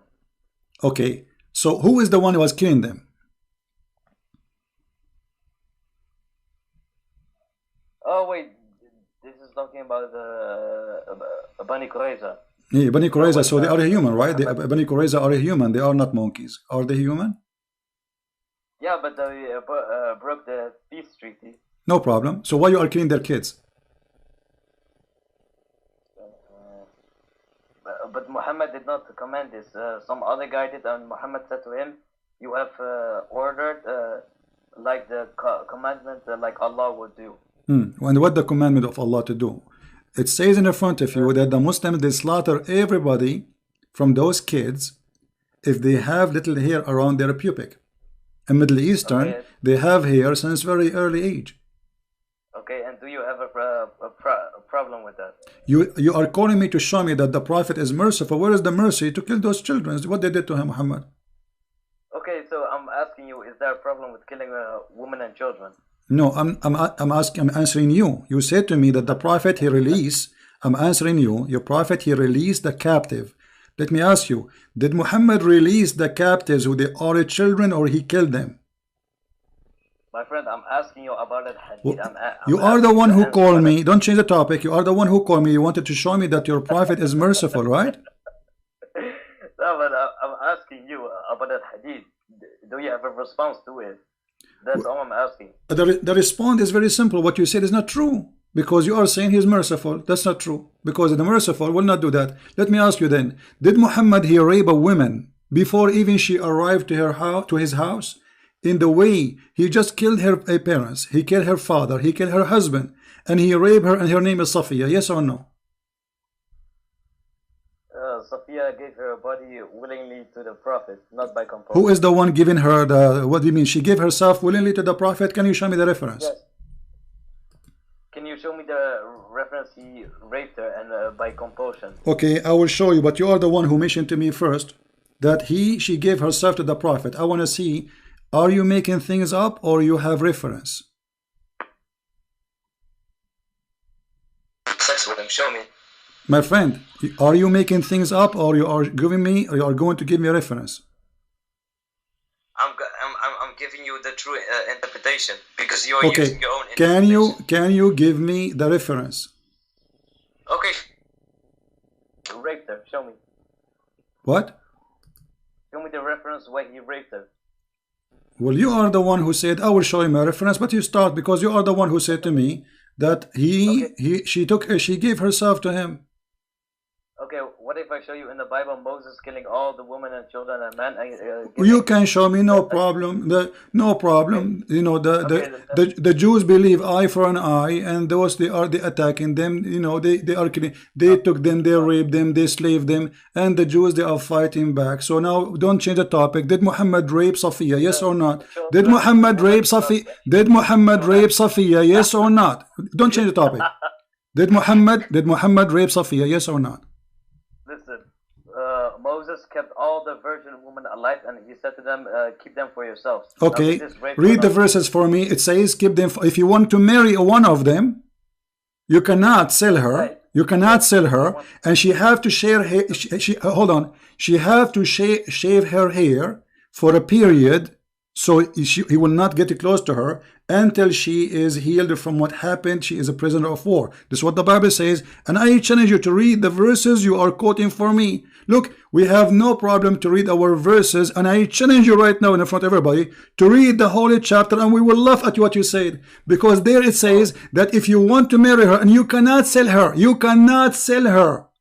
You take her as a wife, and if you don't want her no more, you let her go free. Does it say that, or I'm lying? My friend, if you rape a woman in the Bible, then you have to marry her forever and pay 50 silver to the That's a big fat lie. That's a big fat lie. Don't change the topic.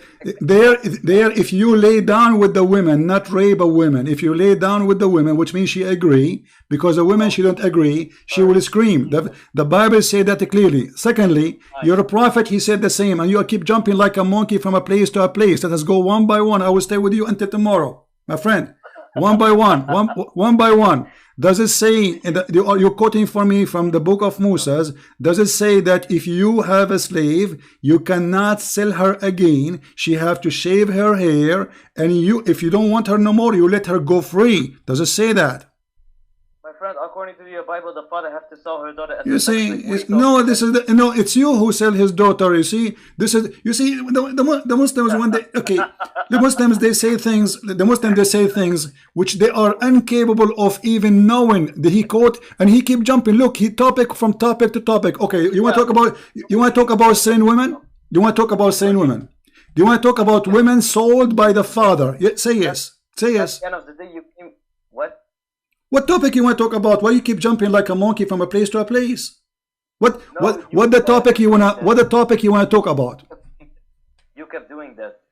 I'm not the one. You see, you called me to speak about your prophet, the prophet of mercy, and suddenly you jump about Moses, and then suddenly you jump about etc. So you keep changing. So tell me please, what topic you want to talk about? Okay, let's talk about satanic verses. Satanic verses, no problem. Here we go. Go ahead. I want to ask you what the problem is with Muhammad receiving the satanic verses and Allah abolishing what he threw in. Okay, so you agree that Muhammad he received satanic verses? Many of the majority of the scholars and tafsir say that this story of Al-Gharanik is a fabrication. But so you just said, everybody heard you. What is your problem with the prophet receiving satanic verses? Yeah, I do it because Ibn Ishaq and two other early books say that he received satanic verses. All right. So can you tell me the story how Allah abolished those verses? How Muhammad he said those verses and how Allah abolished them? What do you mean? Will he receive verses? What the verses? About Allat, Manat, and Al-Uzza. Yeah, what he said about them? Basically, he was like praising the gods of the pagans, and later on he said, no, the pagans were happy with it, and later on he said, no, this is from Satan and not from God. Okay. And I want, okay. So you agree with that? Yeah, because it's in Ibn Ishaq. But wonderful. The majority of the scholars and tafsir say it's a fabrication. Wonderful, my friend. We just heard all of you. What's your name? If you might say, so I can call you.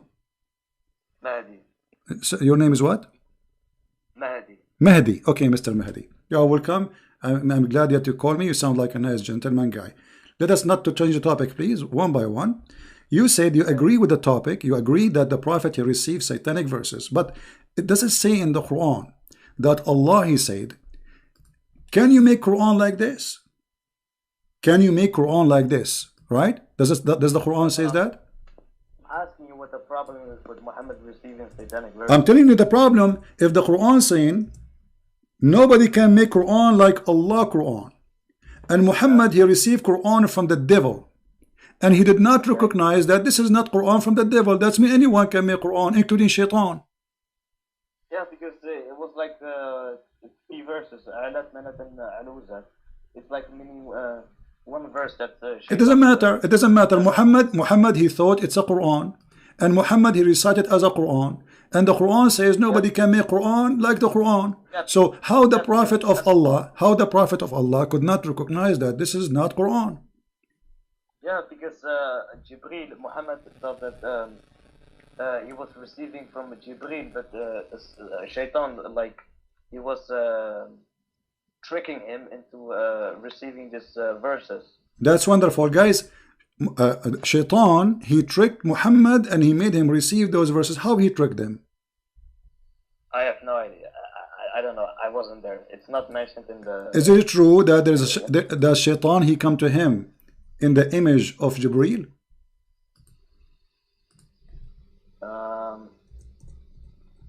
I would like you to show me the source from Ibn Ashaf or any early book. Okay, but you never heard of this story before? Yeah, I did, but maybe it's true. But I just want to hear your problem with the satanic verses, since Allah okay, no problem. Listen, as long you are the one who agreed that Muhammad, he received satanic verses, and you heard of the story that Jibreel or Shaitan, he came in the image of Jibreel, right? How and what is our guarantee that not all the Quran is from a guy who came in the image of Jibreel and he's Shaitan?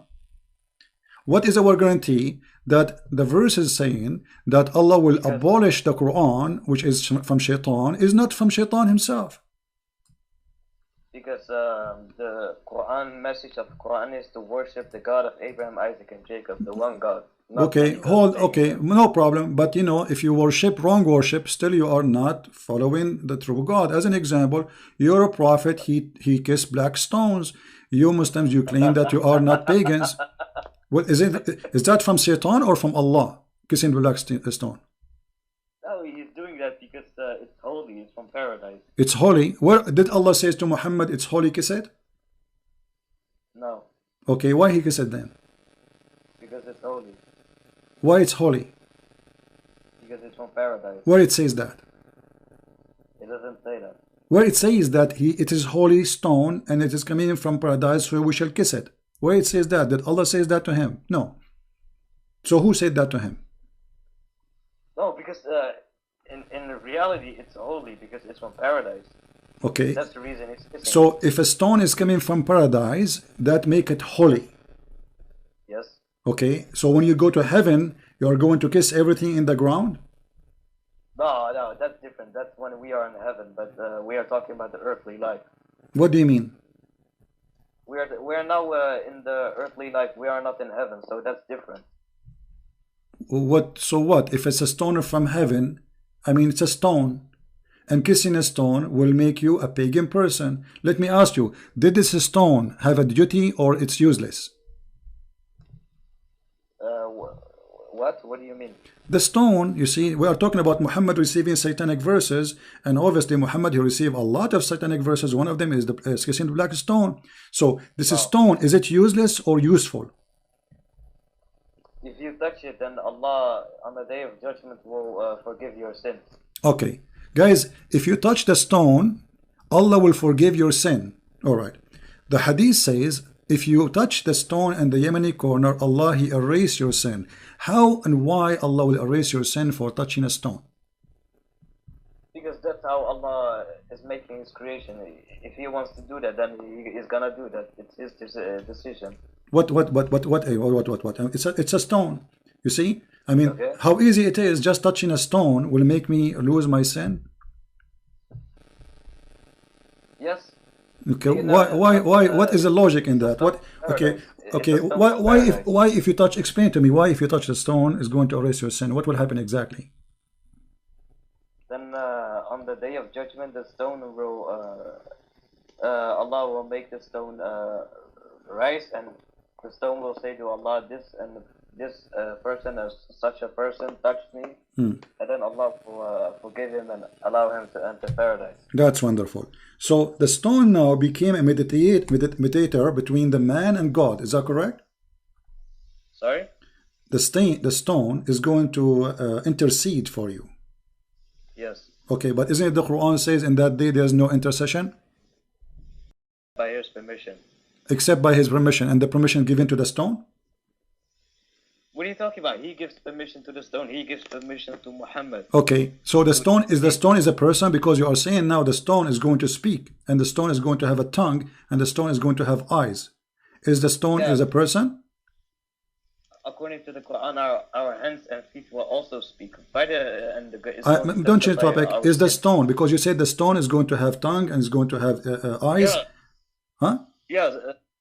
Same for Allah says in the Quran that our hands and feet will on the day of judgment will speak. And maybe this is metaphorical, but the stone literally is going to speak, correct? It is not. Okay, not metaphorically, no problem. Okay, no problem, not metaphorically. So the stone is going to witness for you in the day of judgment. Witness to whom? About what? Isn't Allah knowing everything?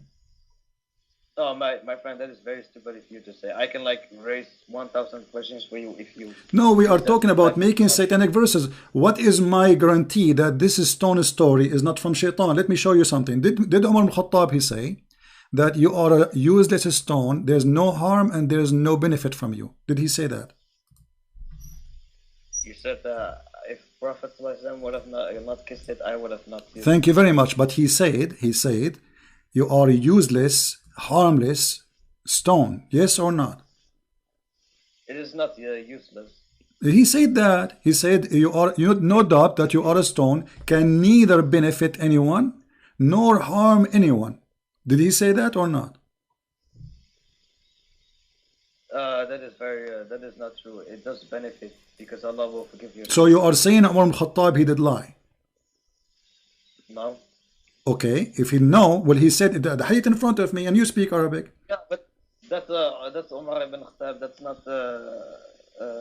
not the Prophet. Okay, but if Umar ibn Khattab saying something not true, it's a lie then. No.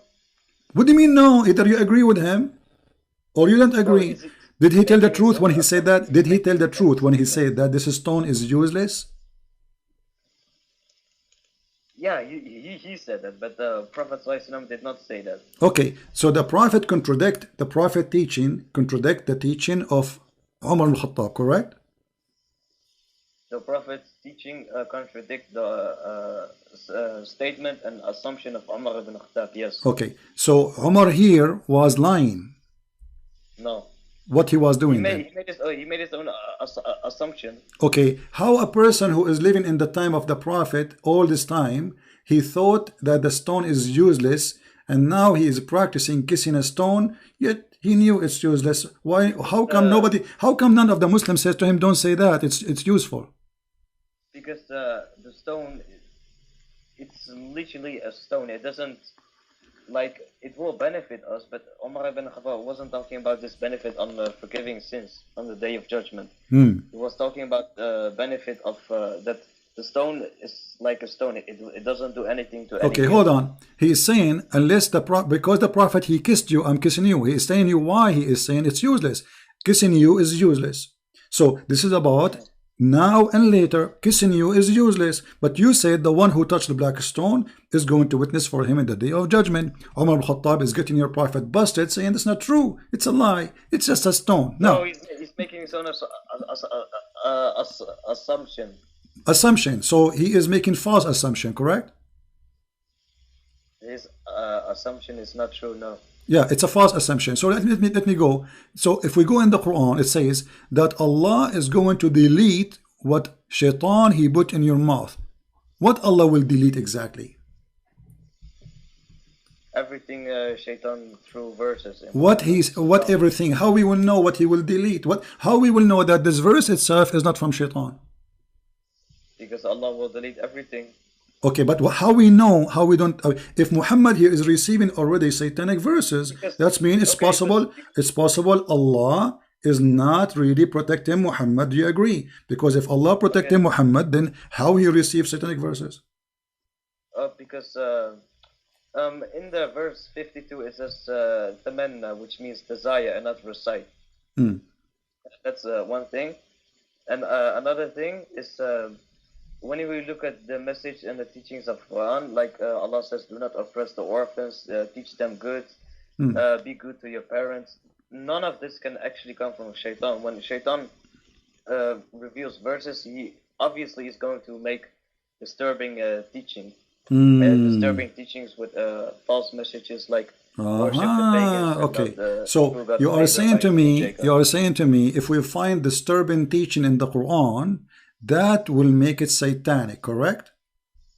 My friend, I'm asking you, if we find a lot of good teachings in the Quran, well, Shaitan, he will deceive you. Satan, he will deceive you. As an example, Satan, he might come to you and says, I am, like now, let us say, if I asked you, is the Ahmadiyya as Muslims? Oh, of course not. Okay, so, but the Ahmadiyya, they speak, the founder of the Ahmadiyya, he's claimed that he is the Messiah. He claimed that we should do good, we should do righteousness. How we go? So your logic is not a true logic, because here we go, this guy, he never said go and kill. Actually, he's better than Muhammad. He never says go and rape and kill. He says do righteousness, go give donation, etc. This is the teaching of Ahmadiyya. So if we compare between the Ahmadiyya teaching and Muhammad teaching, Ahmadiyya will win. Yet you claim that the Quran is the book of God because there is righteous teaching. Let me ask you, according to the Quran and the interpretation of the Quran, can you have sex with your daughter out of marriage? Doesn't the Quran make a long verse saying, forbidden unto you are your fathers, sisters, and etc., etc.? Right. Making incest forbidden? Correct. But the Quran too says وَجَعَلْنَاهُ نَسَبًا وَصِهْرًا, and this is the interpretation. Actually, before you call. I don't care about interpretation. I care about the facts about Quran and Hadith. You don't care for the interpretation. That is very good. So, if we ask you who is going to give interpretation, you say me, you. Sorry. Who is the one who will give us the interpretation, the correct interpretation for this verse? You said, I don't care for interpretation. As long it doesn't contradict Quran and Hadith, then it is okay. Okay, my friend, it doesn't contradict the Quran because it says you can have sex with your daughter from adultery, not from marriage. And the Quran says, وَجَعَلْنَاهُ نَسَبًا وَصِهْرًا. Everything really. Okay, according to Islam, let me ask you. According to Islam, if you have a son or a daughter from adultery, can she carry your name? What does that mean? Can she carry your name? Which means she can carry your last name. She can be accepted by you and society as Islam, according to Sharia law, that they are your sons and your daughter. If it's in the Hadith and the Quran, then yes. No, according to Islam, and I challenge you, according to Islam, if you have a son from adultery, he cannot be your son. Even your prophet, he said that al-waladu lil-firash waz-zani lil-hajar, which means the one who is the son of adultery, he will be considered the son of the one who owned the bed, not the real father. Do you agree? Habibi, I would like to get back to the topic about. We are in the topic. We're on the topic. We're on the topic. So you agreed and you admitted that the interpretation of Islamic scholars agree that you can have sex with your daughter. Yes or no? No. Okay, it's in front of you. Read it for us. Okay, read it for me, please. Read it for me. Here we go. It's in front of you. This is Tafsir al-Qurtubi. I would like to get back to the topic, please. We are back in the topic. This is disturbing teaching. No, I would like to talk about your problem with satanic verses. Because my friend, we are talking about the satanic verses because I believe this is from Satan. That there's a prophet, he come to us and he say, you can have sex with your daughter from adultery. Wait. I heard you say in one video, the Quran gives not authority to Shaitan over Muhammad, yet Shaitan controls him. I would like to prove that that's very false. That's very wonderful. Okay, so you are changing the topic, but it's still close because we are talking about satanic verses. Shaitan control Muhammad or not? Let us see if this is true. The satanic verses, number one, proving that Shaitan controlled Muhammad because he controlled his tongue, he controlled his mind. He made him say things which he should not say. This is number one.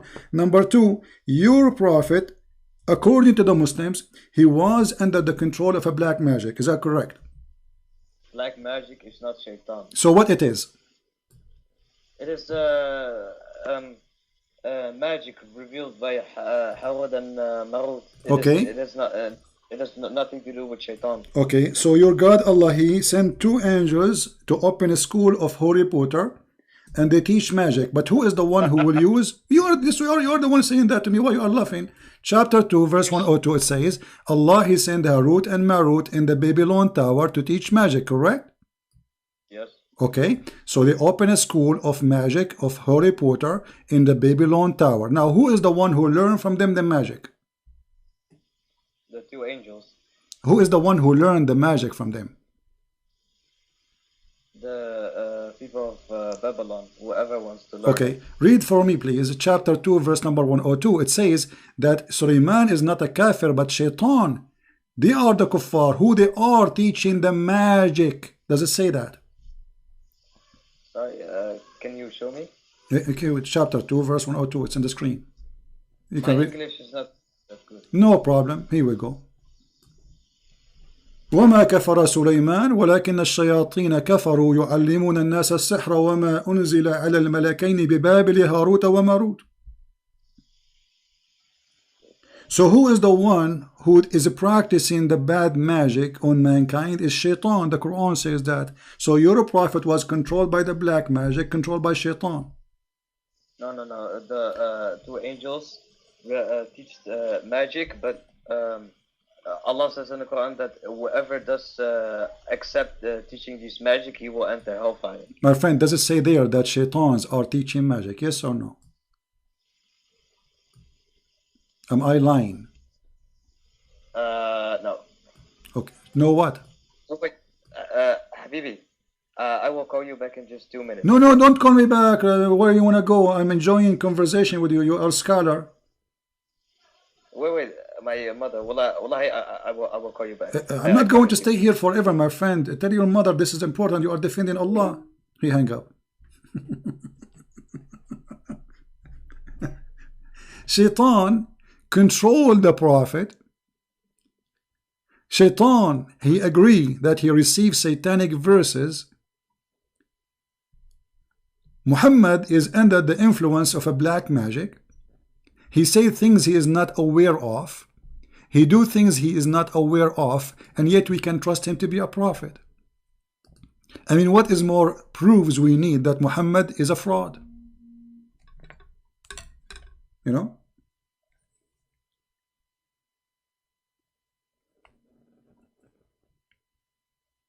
We have a caller. I don't know. This is a different caller. We want to take the same person. We want the same person to call, please.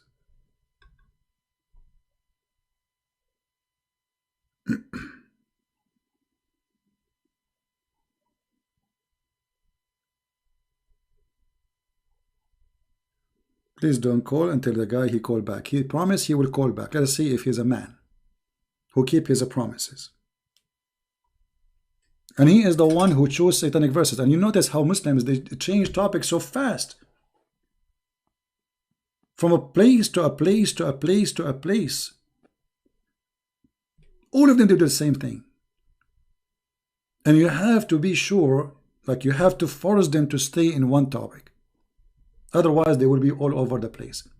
And the reason they are all over the place because they are trying to escape the embarrassing moment. He called me to say, Muhammad is a person of mercy. The second we start showing him that Muhammad raping women, he changed the topic.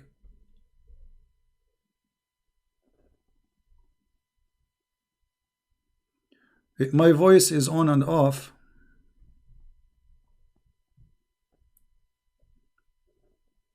Yeah.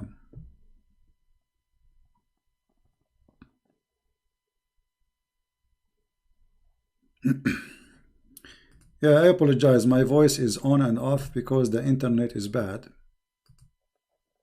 So you have to be. Here we go. He's calling back. Look like he is keeping his promise. That's good. Hello? Hello? Yes. Yes. Okay. So my friend Mahdi, thank you for calling back first. Now your prophet is under black magic. Black magic is what it is? Is it an evil thing? It is like a handwork of shaitan. Okay, it's a work of shaitan. That's wonderful. So by the work of shaitan, Muhammad was controlled. How shaitan was controlling Muhammad according to you? No, black magic. It was controlled. It was okay, but the black magic. Why is it okay? Is this magic is good or evil? I'm gonna explain it. If someone wants to use black magic, he can make the person they will use the black magic on crazy, or they can do whatever they want. They can like divorce his wife. Okay, so you are saying that the one who did the black magic to your prophet, he made him crazy. If someone wants to, yes, but this black magic only lasted for 1 year according to Ibn All right. Okay, hold on. So your prophet, according to you, okay, my friend Mahdi, your prophet, he became crazy because of the black magic, and you are the one who said they can make you crazy. So your prophet became crazy because of the black magic. How we can trust a crazy man, as you said, to be a prophet of God? It was only for it lasted only for 1 year according to Ibn Ishaq. 1 year? Okay, 1 year. How many Quran he made when he was crazy? Guys, our friend Mahdi, this is very important, he said, he was crazy, Muhammad was crazy for 1 year only.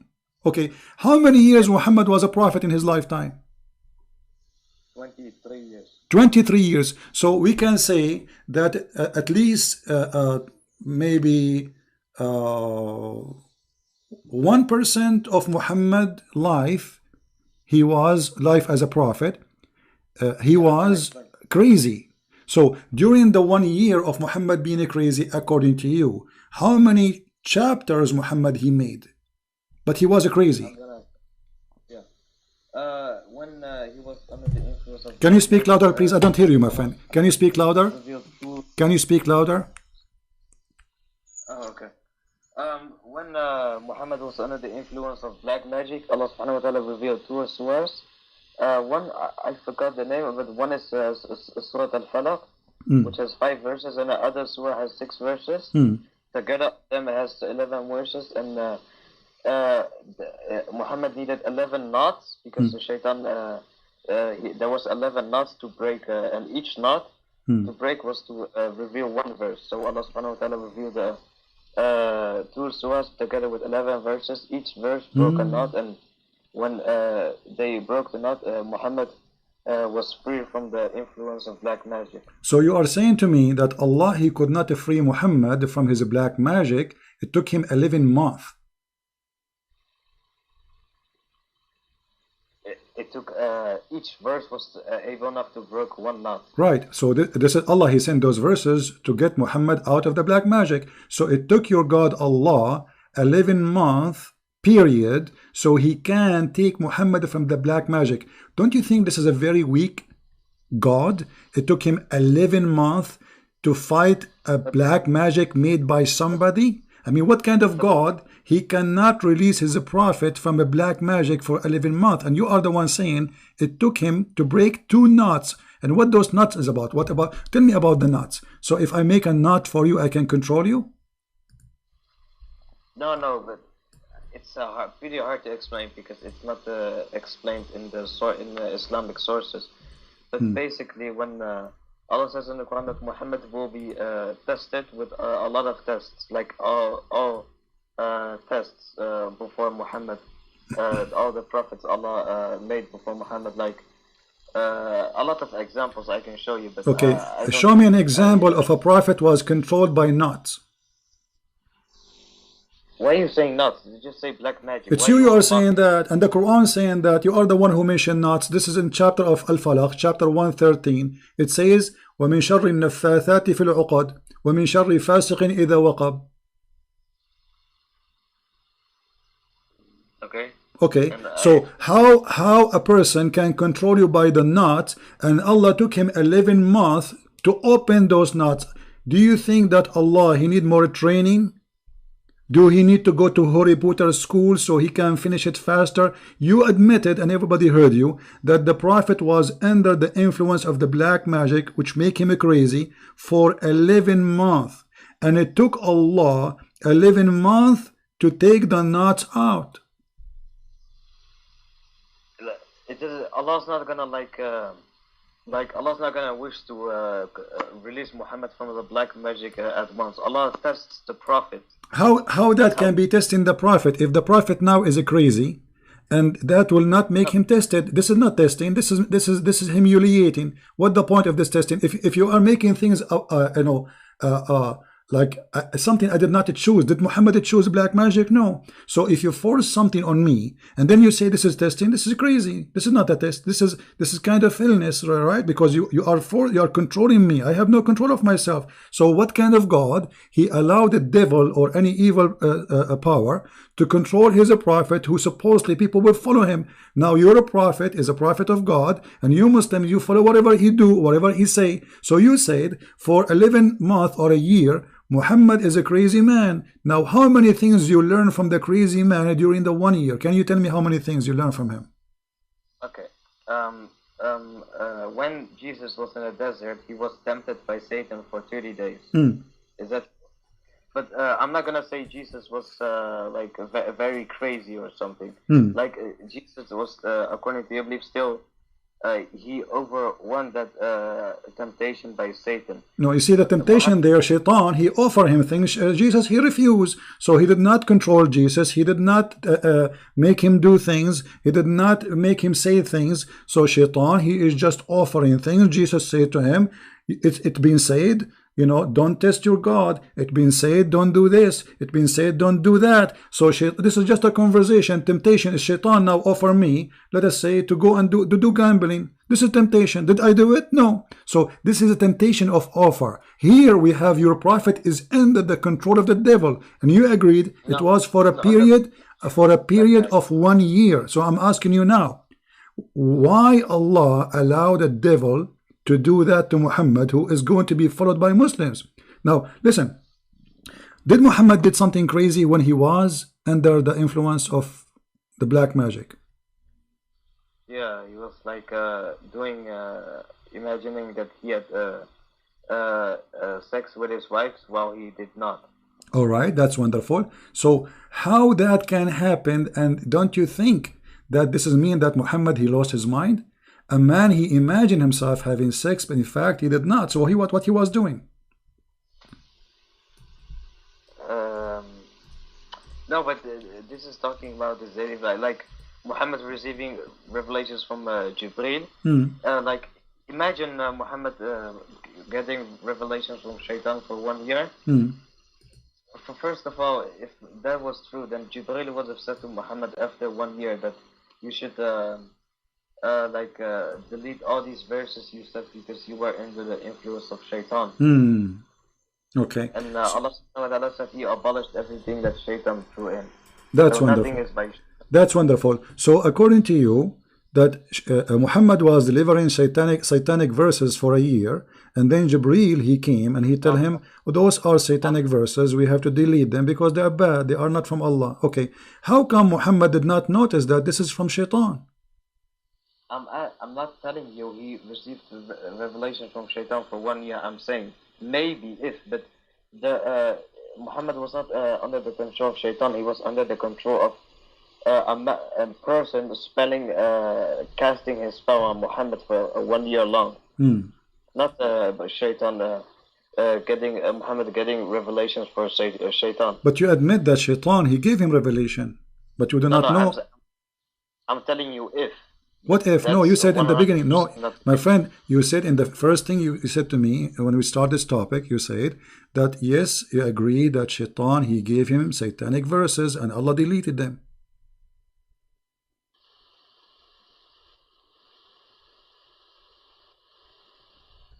Sorry, your mic is cutting off. What I said, you agreed from the beginning. You said yes, Allah, he gave satanic verses, and Muhammad, he received those satanic verses, and Allah deleted them. Allah gave satanic verse to Muhammad? So Shaitan gave satanic verses, and Allah, he deleted them. But when we look at the satanic verses, and Ibn Ashaq and the other early sources, it only mentioned the verse of Alat, Manat, and Al-Uzat. It doesn't mention other verses. Imagine Muhammad was, if Muhammad, I think 100% not, got the revelation from Shaitan for 1 year, then it would have also mentioned that. That is wonderful, guys. But you see, the Quran never mentioned that this is about the satanic verses, the one you are talking about. It says Allah will delete whatever Shaitan he gave, correct? Yes, but when we go to the not interpretation, but like Ibn Ishaq, Life of Muhammad. All right. It talks about the verse. So you are basing your belief. You are basing your belief in Ibn Ishaq or in the Quran? Both. Both. So if Ibn Ishaq, he said that he received more satanic verses, then we have to accept that, correct? Can you repeat that? If Ibn Ishaq, he said that Muhammad received many satanic verses, then we have to accept that. Ibn Ishaq never said Muhammad. Okay. Well, the Quran said that Muhammad, he believed that the sun set in murky water. Why Allah will say such a stupid thing? This must be shaitan. What do you think? Okay. Does the Quran say that the sun sets in the murky water? Yes or no? In the Quran, don't you know? Okay, but first of all, Allah never says in the Quran that the sun sets in a murky water, except when narrating someone's story. Okay, what the story says? It says he found the sun, right? Yes. Yes. Okay, he found the sun where? He traveled and he found the sun setting in the murky water. Then he traveled again. Thank you. And he found So who is the one is talking? Is Allah. If Allah, he says he found that, that's mean he is reporting what he found, not opinion of the guy.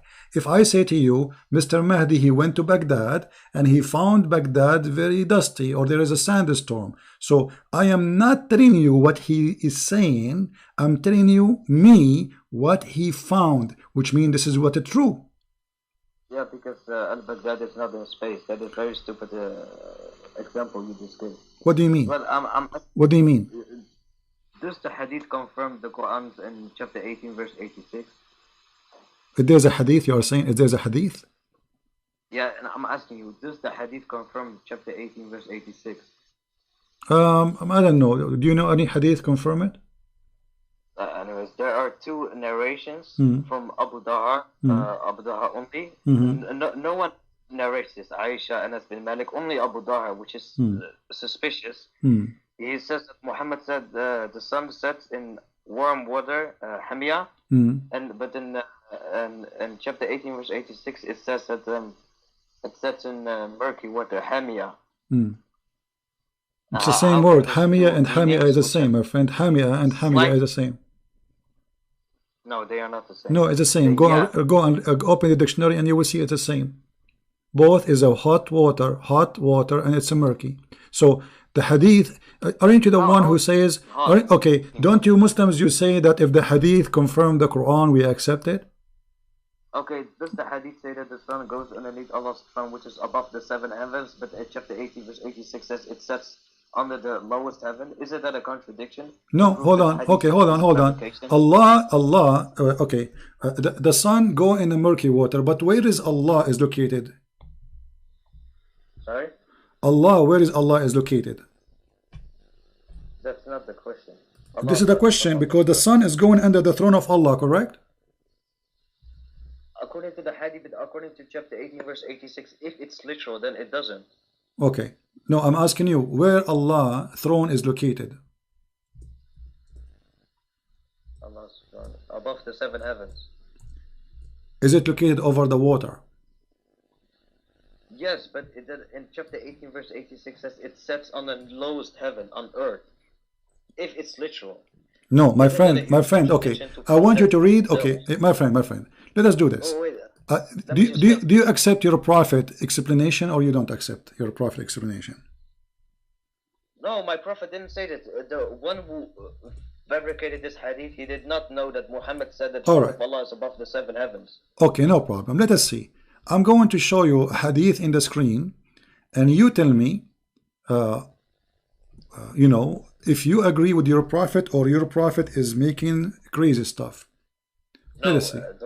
Abu Dahar or someone in the chain of narration made a fabrication. Okay, I'm going to show you a very sahih hadith, my friend.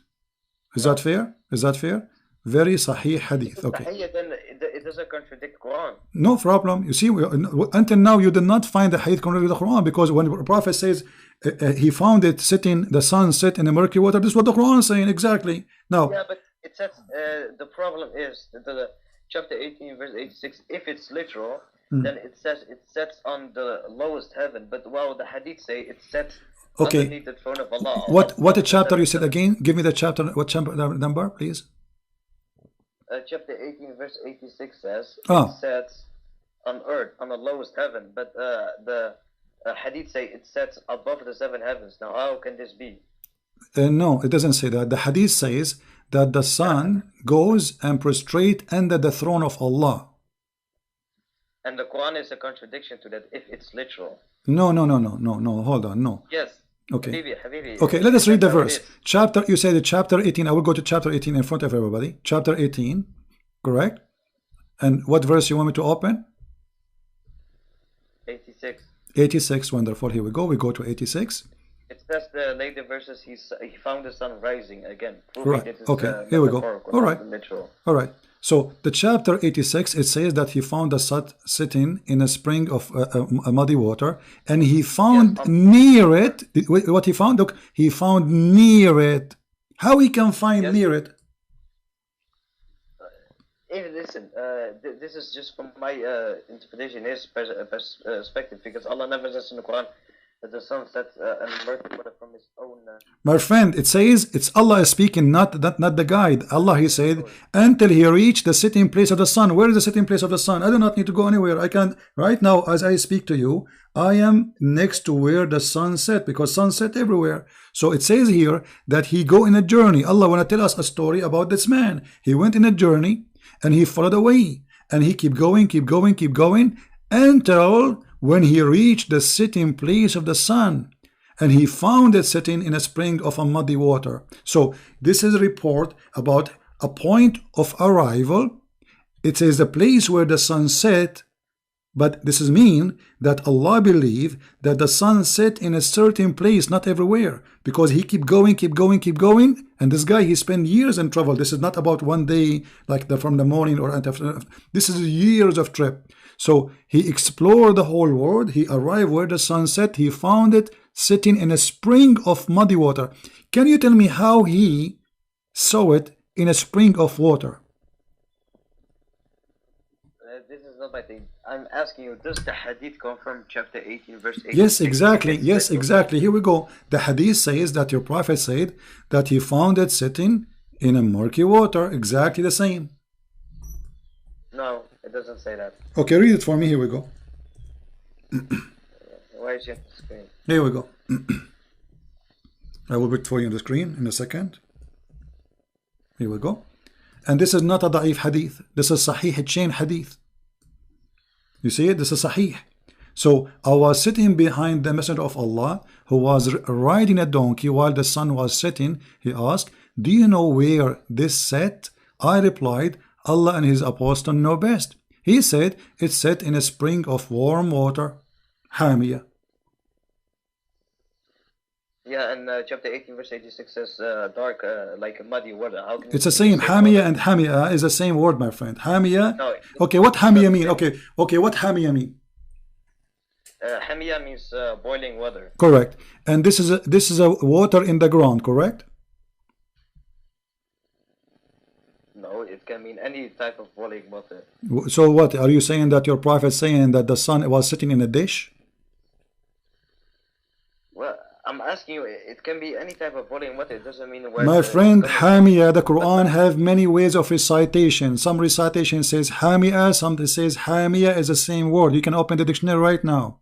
And if we go right now, listen, if we go, okay, listen. So your prophet, he said here, hot boiling water. The Quran, according to you, says boiling and murky. Correct? This is the difference. What is the big deal? He did not mention to you the word murky. He confirmed. Okay, did he confirm? Listen. Did he confirm that it's sitting in a spring of water? Yes or no? He said Quran says dark mud. No, this is not the question. Did he confirm that the sun set in a spring of water? No, it's a spring of dark mud, in the spring of murky. My friend, does your prophet say, did he say in the hadith, he said it's set in a spring of, forget about dark and warm and warm. Did he say a spring of water? Does it set in a spring of water? Yes or no? we should look at what type of water this is. No problem, but it's a water. At the end of the day, if it's hot or not, that will not make a difference. If it's muddy or not, will not make a difference. It's a water. So the Quran agree with Muhammad here that the sun set in a spring of water, and he is saying it's boiling. According to you, Hamia, not only boiling, it is boiling water and muddy. Okay, but he did not contradict. Why are you lying? It doesn't say boiling water and muddy. It says only muddy water in the Quran.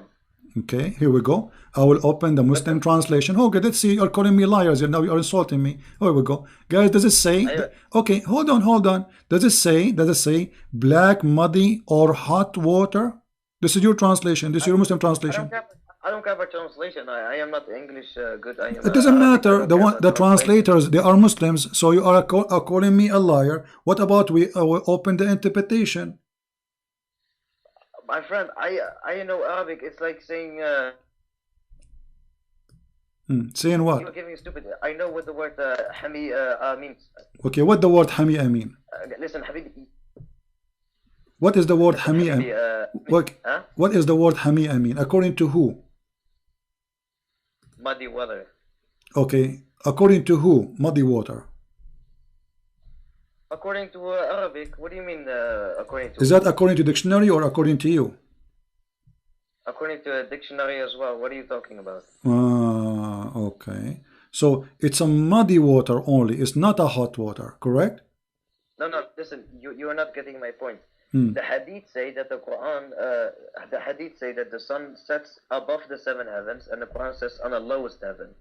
If we were to take the hadith as sahih and the Quran is literal, then the Islamic sources say that the sun goes to the underneath throne of Allah. The sun goes out of the orbit and returns in the morning in the orbit. It doesn't say it sets on earth in a muddy spring, because the hadith and the Quran, where the sun sets, is a total fabrication. It's a total contradiction. Okay, but this is mean the Quran is false because you just said there's a contradiction. Or I'm asking you, the one who, if this hadith is a fabrication, then the one who fabricated this hadith didn't know that Muhammad said. Let me ask you. Allah is above the 7 heavens. Mahdi, let us take it one by one. Here, this is Sahih al-Bukhari. This is a very Sahih hadith. I'm going to put it in the screen. Your prophet believed that the sun goes every day from the east to the west to prostrate itself under the throne of Allah. Do you agree with your prophet, or he's lying? I don't believe this hadith is sahih because it is contradiction to Quran. This is Sahih al-Bukhari. Yeah, so what? This is only narrated by Abu Dahar. It is okay. not narrated by Aisha. Okay, but your prophet quoting the Quran, and he said, and this is what it's. The sun runs into its fixed course. Chapter 36, verse number 38. So this is in total agreement with the Quran. Chapter 36, verse number 38, it says, and the sun runs into a fixed course. And Muhammad saying, and this is what it's meant, that the sun run into so let us make it clear. In order for Mahdi to get escape, Mahdi, I will give you time to talk. Mahdi, hold on. In order for you to get escape from the disaster, you are now saying that the hadith of Bukhari is lying, Christian Prince is lying, Umar al-Khattab is lying, everybody is lying. Habibi, listen to me. Chapter nowhere does it say Muhammad said this is the meaning of the statement of Allah. It says that. Read it, my friend. Read it in front of you. Read it. This is your prophet saying that. This is the translator putting his own interpretation. No, here we go. This is the Arabic. Here we go. Read the Arabic. Go ahead. You translate for us. No. This is the Arabic. Read the Arabic, please. My friend, read the Arabic. Read the Arabic. Don't play games. Please be honest. The Arabic in front of you.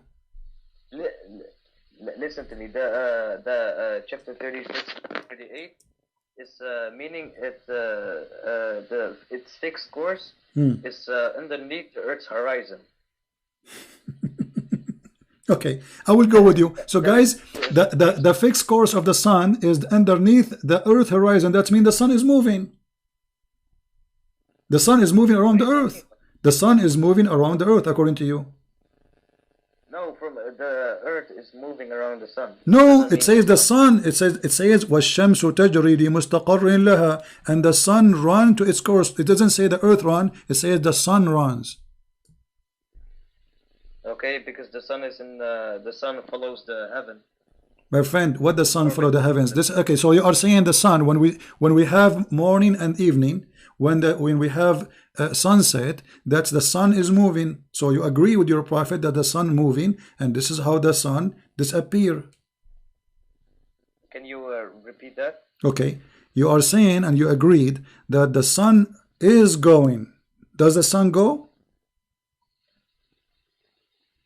Of course, the Quran says the sun is in orbit. All right, so the sun goes, and he is talking about the sunset. So the sun goes every day from the morning until afternoon, until the setting time, and the sun goes under the chair of Allah. Okay, but this is not true, because the sun goes nowhere. It is the earth going around itself.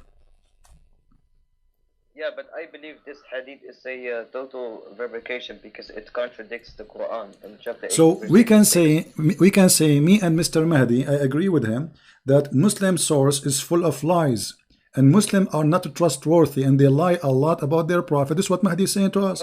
He is saying to us, we Muslims, hold on, you are saying to me, we Muslims, including Al-Bukhari, the most authentic source, we have a lot of lies about the prophet. We lie a lot about him. Don't trust what we say. We are liars. No, I'm not saying that. Would you are saying Umar Khattab is lying. You are saying Al-Bukhari is lying. You are saying your prophet is lying. I'm not saying that. Okay, let me ask you. I will make it simple. You see, you can go around as much as you want. The guy in the same chapter, we are not changing topic.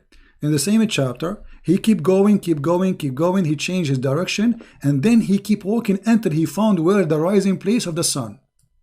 Yes, this proves that it's not literal. What do you mean literal? No, he keep going. This is going. It's a trip. He keep going until he found the rising place of the sun. Where is the rising place of the sun is located?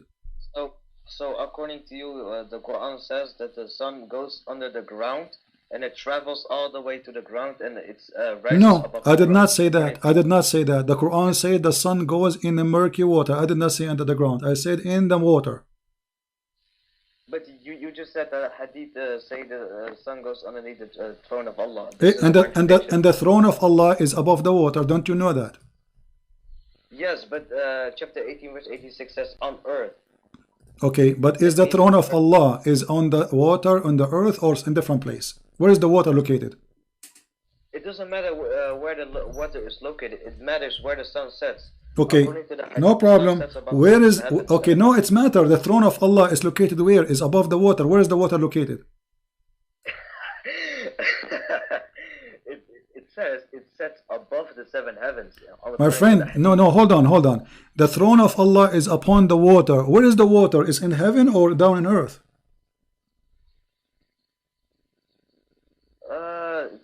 The heaven, the throne of Allah is above the heaven. So in the heaven, Allah throne over the water in heaven.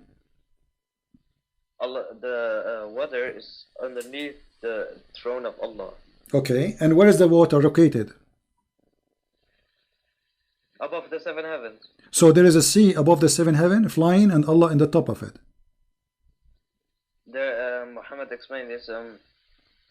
We got the first heaven, second heaven, into the seventh heaven, and above that is water, and above that is a throne, and above that is Allah. All right. So according to you, here we go. You see, we are coming to a conclusion now. According to you, that the sun is going to a place, and that is a water under the throne of Allah, and it take a bath, and that throne, which is above the water, and but this water is not in the ocean. This is in the sky. This is what you are saying, correct?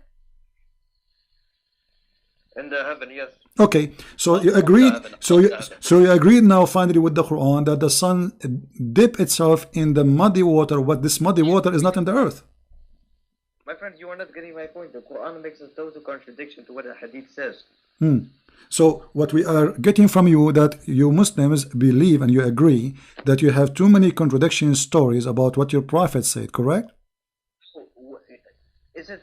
I'm asking you. Is it possible for someone to replicate this hadith, since it's only narrated by Abu Daha, It's only narrated by Abu Dawud.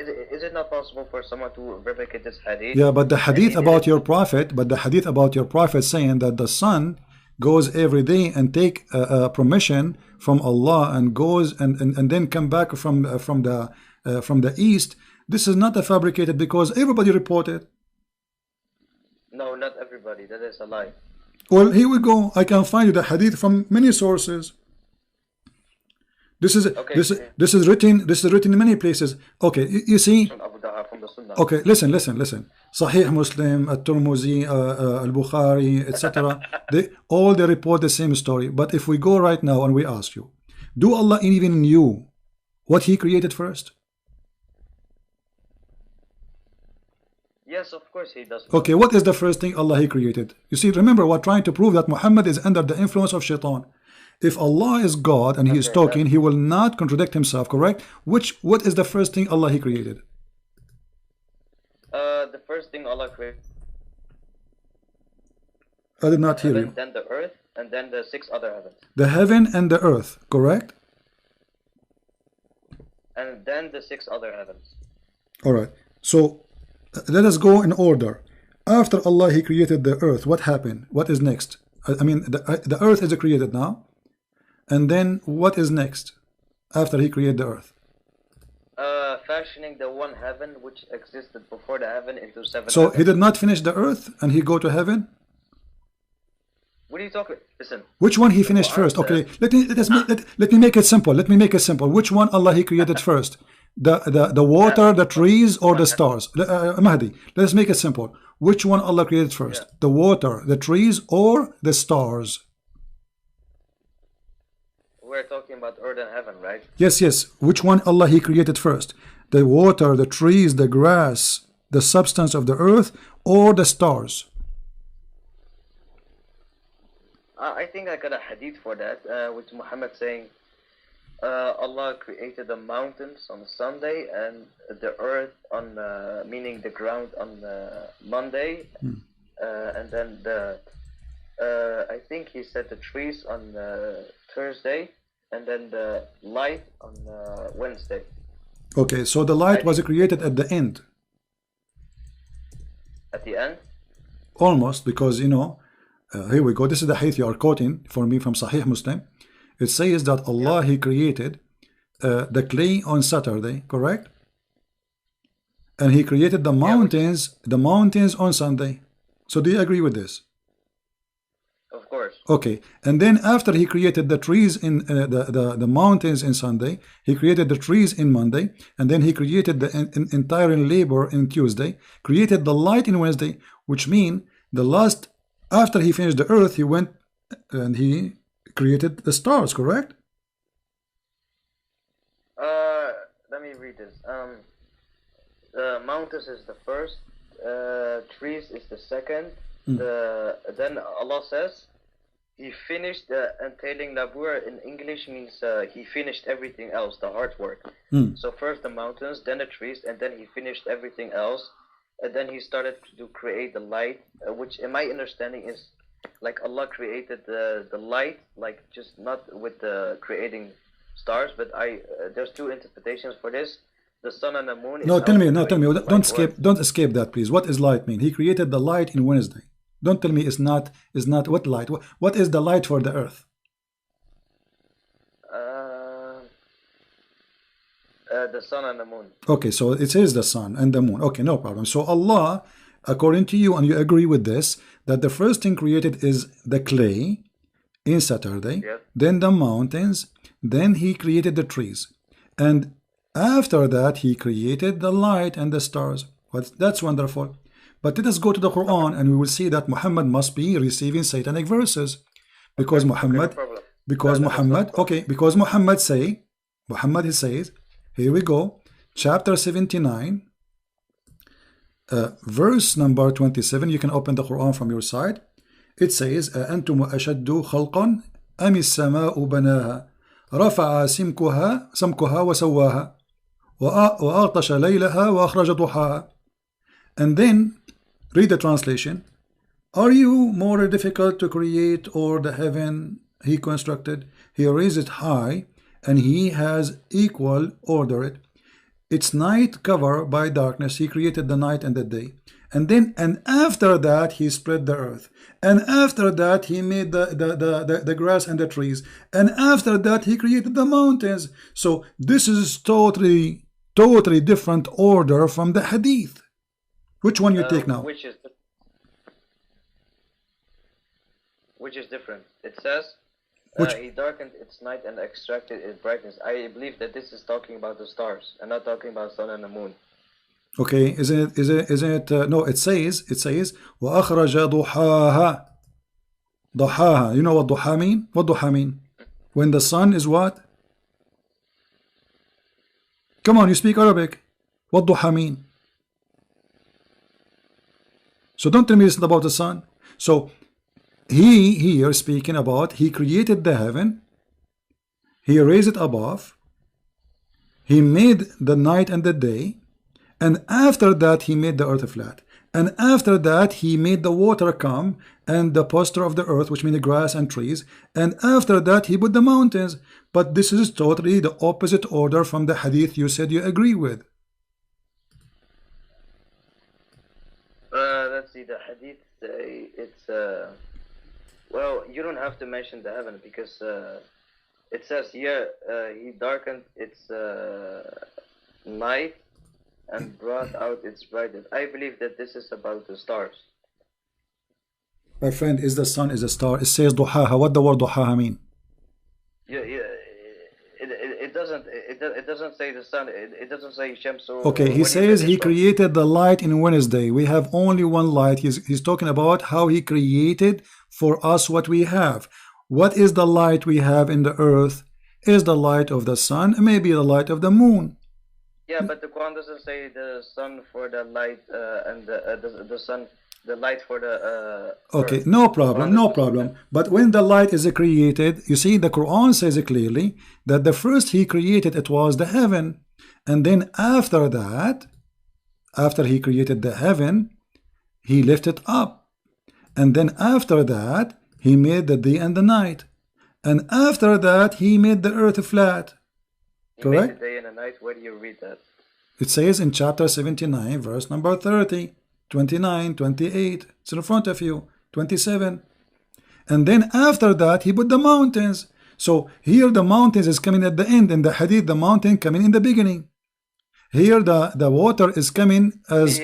Let me read that.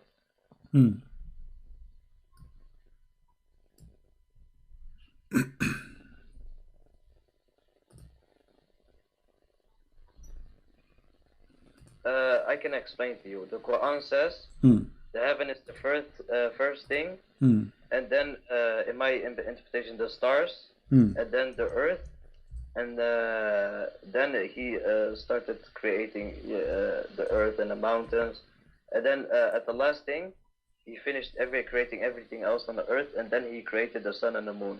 Okay, wonderful. So which one do we accept now, the hadith or the Quran? Because I just told you both. You have to listen to what I say. No, I did not listen to what you say. What you are saying to me, it's not the hadith saying, listen carefully. The hadith saying, Allah he created the clay in Saturday. The Quran saying the first Allah he created is the heaven. No. Are you trying to make a contradiction?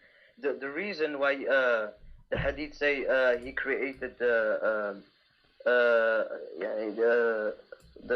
earth on the which day was it?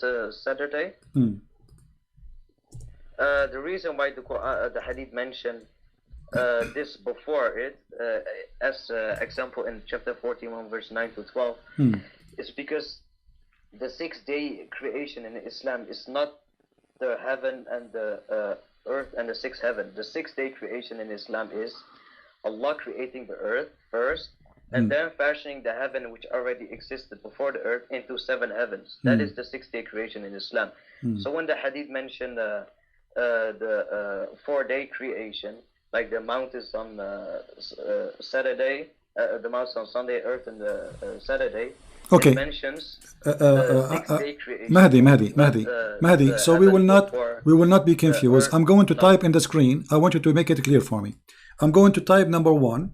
Tell me what is number one Allah He created. I will type it in the screen. I will take a snapshot, so later you will not say I said that, you did not say that, or you didn't understand me. So we can be clear about what you say. So I'm going to ask you now, what was number one is created? Number one. Hello? Yes, what was number one Allah He created? We will go like this. Number one, number two, number three in details, and we will take a snapshot so we will not be confused. What is number one? The heaven. Heaven. Okay. The stars. Okay, number two is the stars. Correct? Okay. Then the just one by one. So number two is the stars. Just to be sure, we are not making things, we are not getting wrong information. Okay. What is number three now? The earth. What, earth, all earth, or what exactly? The earth in the 4-day creation. Okay, earth in 4 days of creation. Okay, in 4 days. Wonderful. All right. Now, what is number four? The sun and the moon. Number four is the sun plus. The sun and the moon is like created in the same period in the earth. Yeah, we don't care. I'm just asking which one is first. You said the first one is the heaven. Then Allah He created the stars. Then Allah He created the earth. And then in 4 days. And then Allah. The hadith basically mentioned the earth being created in the same period with the my friend, don't explain to me now. I want you to give me the orders. When you say the earth created in 4 days, what do you mean the earth created in 4 days? What is exactly created? Everything in the earth? Substance, as the Quran says. What is okay? When the mountain was created in this chain in front of us, when the mountains was created? I think you should write on number 3. Okay. Earth, sun, and the moon. Let me erase number 3. Okay, number 3. Just make it larger. Number 3. Okay, so number 1 the heaven, number 2 the stars, and now number 3 is what? The earth, moon, and the sun. No, give me details. What, moon and sun? The earth, when He created the earth, He finished all the work on the earth, or He just created the earth? He finished all the work on earth in 4 days. Okay, so did He created, then number 3, He created water? Do you agree? And trees? Plus? Yes. Plus trees. And then when the mountains was created? And the mountains too? Yeah, all in the same period of 4 days. Okay, plus mountains. All right, that's wonderful. So this is number 3. And then what is number 4? The number 3 is the sun and the moon and the earth. No, you said to me already number 3. You told me number 3 is the water, the trees, the mountains. Yeah, the substance of the earth and the sun and the moon. This is all number 3? Yes. But which one will be first, the water or the sun and the moon? The water. The water. So that means we keep it in order. Number 3 is water, trees, and mountains, and then number 4 is sun and moon. What is next? Anything else?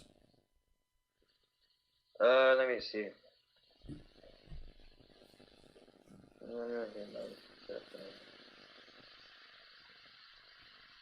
And then the 7 heavens.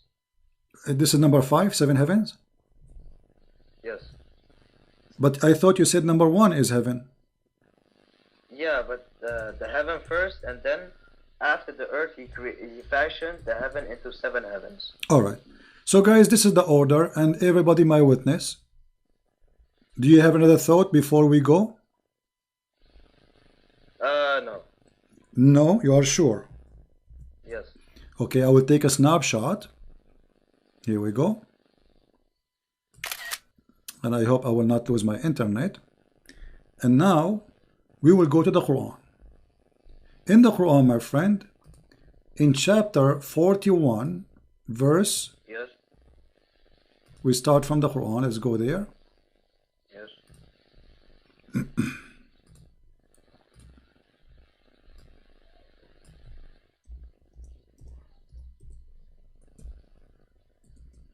Allah subhanahu wa ta'ala fashioning the heaven into no problem. Just wait. Everybody saw what you said.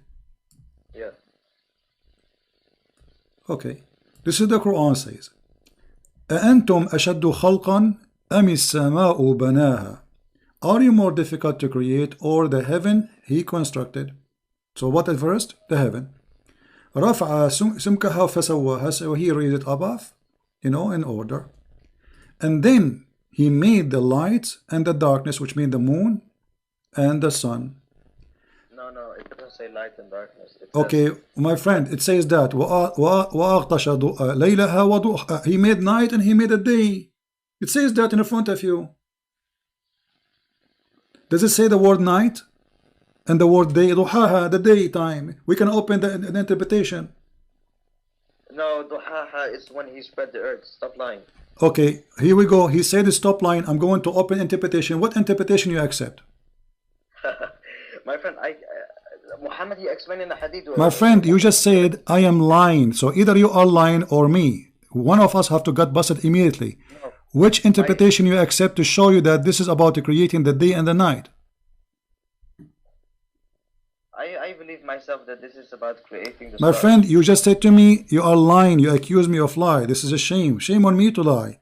So now, if you are sure this is what it's mean, what interpretation you accept? My friend, I don't use interpretation. I use Muhammad. So why you don't accept? And are you saying interpretation they will agree with me and they will not agree with you?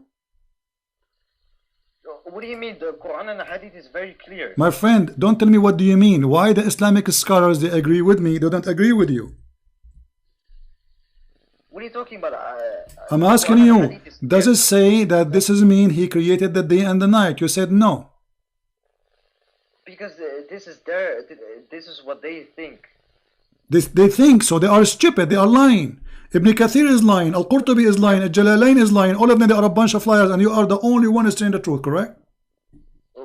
No, I'm saying this doesn't specifically have to mean the sun and the moon. Don't tell me don't specifically. Based on what? If we go right now to the dictionary, what the dictionary says about duha?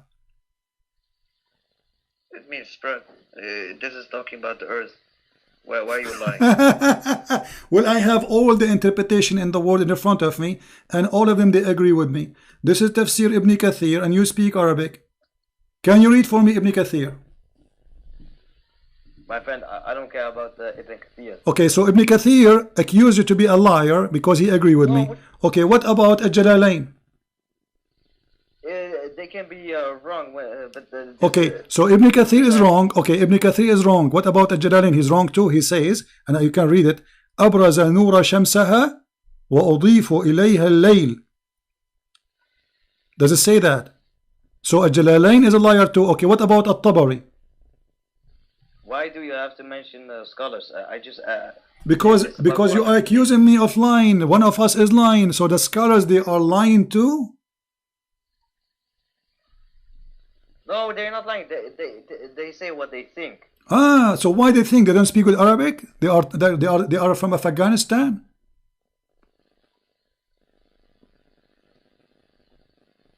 Habibi, can you please show me from Don't say my love. Don't say to me my love. I'm not your love. You see, you are. It's very embarrassing that you are the one who accused me of lying. The fact you are lying. All the scholars agree that this is the day and the night. And look what happened now. Look what happened. Hold on. You are the one who said, and I'm going to put what you said about the order of the creation. And I'm so glad I took a snapshot because you will swallow your tongue in a second. And already you are doing that. You are saying.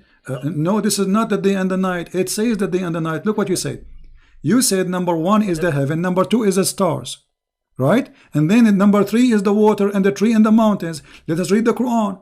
It says, وَالْأَرْضُ بَعْدَ ذَلِكَ دَحَاهَا. After he created the sky, he made the light and the night, and the day and the night. And then after that, he made the earth flat. And after that, he made the water come out and the pasture. And after that, he made the mountains.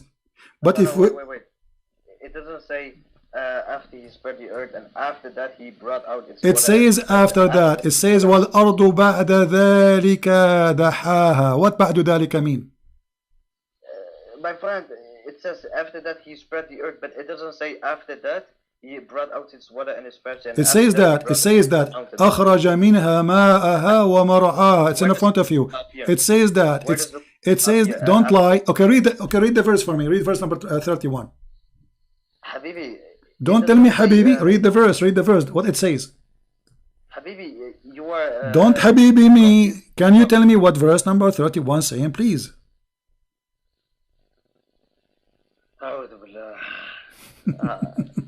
And now I understand why scholars like Muhammad Hijab do not debate you. Muhammad Hijab is a scholar. Muhammad Hijab is an idiot. You know more than him. You are more brave than Muhammad Hijab. Do he dare to call me or let me even talk to him? He don't dare. You are more brave than him, and you are now getting busted like Mimi Hijab and the rest. This is why he don't call me. He's smarter than you. Muhammad Hijab is smarter than you. He did not call me. He did the right thing. You now getting yourself busted. You say this verse doesn't say the water and the pasture. It says in front of you. Read it. What the word mar'aha mean? Grass and trees. What the word water mean? Ma'uha. So why you are lying? But it doesn't say night or day. It says... it says night and days. It says night and day. I mean, it says he darkened its night and brought out its brightness. My friend, I showed you all the interpretation. Name one for me, agree with you. Just one. We have thousands of scholars interpretation for the Quran. Can you find me one agree with you? Just one. Okay. Mimi Hijab, I agree with you. He's a scholar. According to you, Mimi Hijab is a scholar. Mimi Hijab, he don't have a high school in Islam, you idiot. What's wrong with you? Mimi Hijab is a scholar now. Okay, listen. It says there and after... No, hold on. You said Mimi Hijab is a scholar. What is the education of Mimi Hijab in Islam? Do you have a degree? No. So how he became a scholar for you? So you are saying to me now, Mimi Hijab is smarter than Al-Bukhari, smarter than Ibn Kathir, smarter than Al-Jalalain, and he knew better, and you are following him. So now you are worshipping Mimi Hijab. But here we go, I'm showing you the reference. This is Al-Jalalain, this is Ibn Kathir, this is Al-Tabari, this is Al-Qurtubi. What about Al-Qurtubi? What's wrong with Al-Qurtubi? You think he's bad too? Okay, now can I finish? Okay, go ahead. It says after Allah constructed the heaven, He raised it and He darkened its night. But it doesn't say after that He darkened its night. If this is talking about the sun and the moon. It doesn't say after that? No, it does. It says and. Okay. Here, you see, let us see when the word after started. It says here, and after that, which means everything before it was before. And after here is after, correct? Do you agree? So from verse number 27 to verse number 29, it was before, and then after that, he start working in the earth. Do you agree with that?